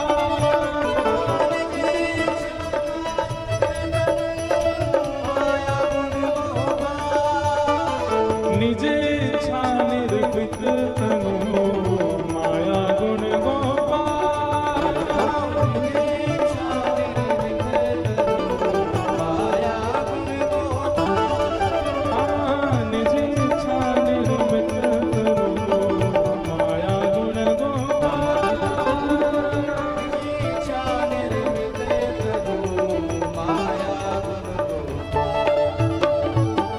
प्रगटे हैं चारों भैया अवध में बाजे बधैया प्रगटे हैं चारों भैया सुनो, विशेष बधाई उत्सव तो शाम को होगा 7 बजे से यहाँ लाल जी विराजेंगे। पर अभी जो केवल माटी के मथोना बैठे केवल हिल रहे हैं, संगीत वालों को छोड़ और ब्राह्मणों को छोड़ और हमको छोड़, जो केवल यहाँ बैठ करके हंस के बस ताली बजा रहे हैं, नेक भी श्रम नहीं कर रहे हैं, उन सब लोगों को अपने बगल वाले की सौगंध है। उठाओ भुजा, रामेश्वर नाथ के चरणों में बैठे हैं और यहाँ राम अवतार का उत्सव मनाया जा रहा है। प्रेम और भाव से नृत्य करते हुए, करताल बजाते हुए। प्रगटे हैं चारों भैया अवध में बाज बधैया,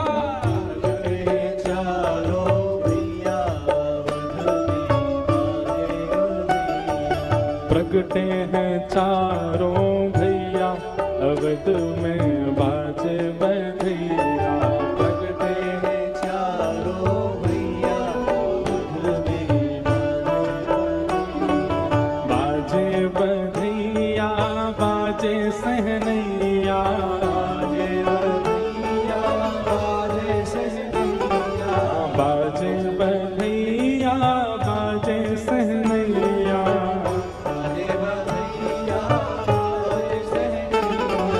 प्रगटे हैं, ओ प्रगटे हैं, आहा प्रगटे हैं चारों भैया अवध में बाजे सनैया, प्रगटे हैं चारों भैया अवध में बाजे बधैया, ओ प्रगटे हैं चारों भैया अवध में बाजे बधैया,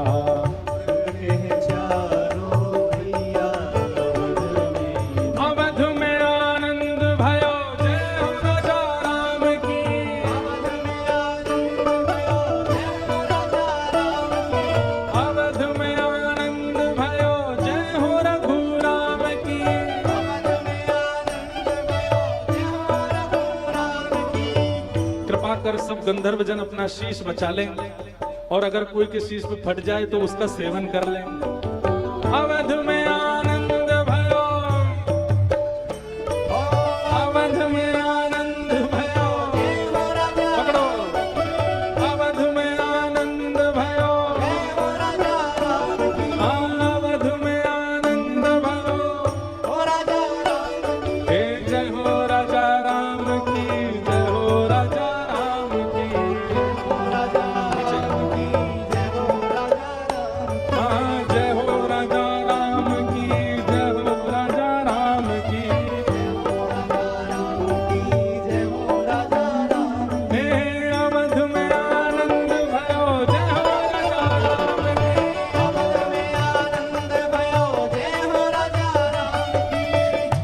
देखो, कोई के नाक में, मुंह में, आंख में लग जाए तो हमें क्षमा करियो। यहां से छक्का मारने का यही तरीका है, ऊपर बाउंड्री है और अगर संगीत वालों पे अगर गिर रहा हो तो पकड़ के पीछे लुटाई दियो हैं। हे अवध में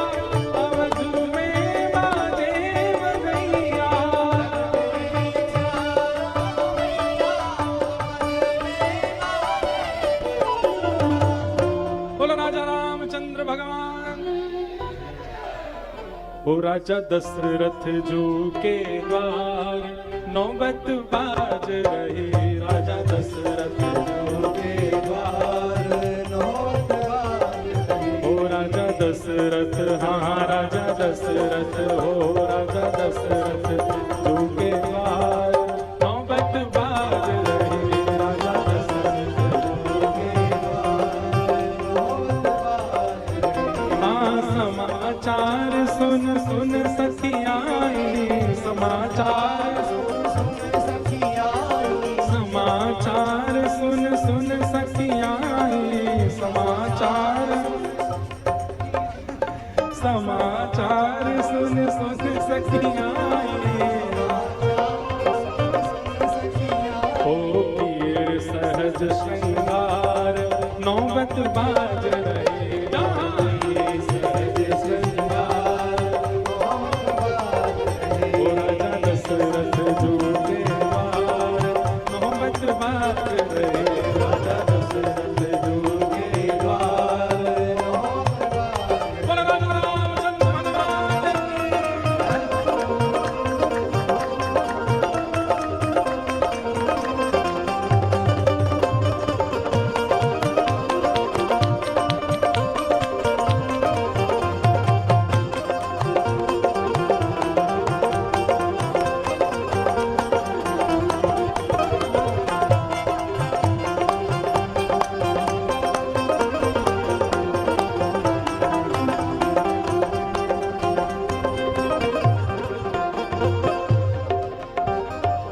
मंगल द्रव्य। अब सुनो, लुटावन बाद में होगी, दोनों भुजा उठाओ सब लोग, भाव से गाओ। मंगल द्रव्य लिए हाथन में, मंगल द्रव्य लिए हाथन में, मंगल द्रव्य लिए हाथन में, मंगल द्रव्य लिए हाथ हो लिए हाथन में, लिए हाथन में, मंगल द्रव्य लिए हाथन में, मंगल द्रव्य लिए हाथन में, मंगल द्रव्य लिए हाथन में, मंगल द्रव्य लिए हाथन में। हे गावत मंगलाचार, गावत मंगलाचार नौबत बाज रही,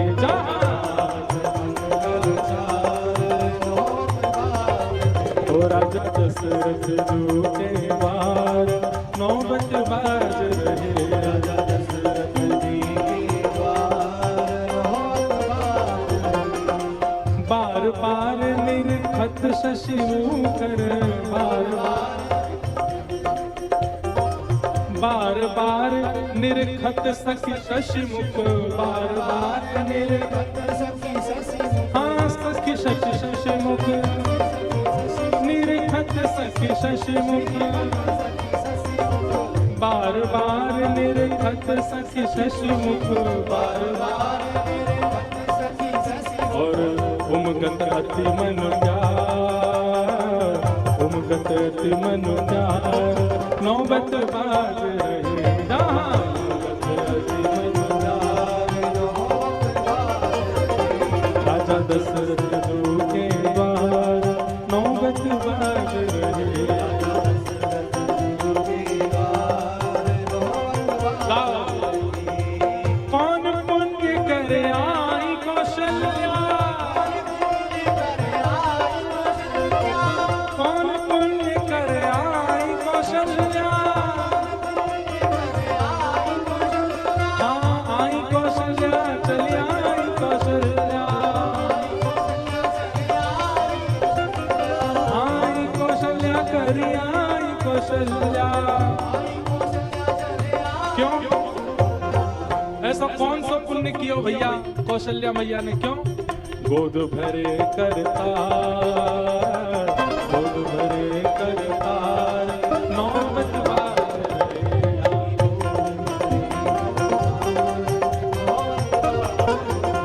राजा दशरथ जो के द्वार नौबत बाज रही,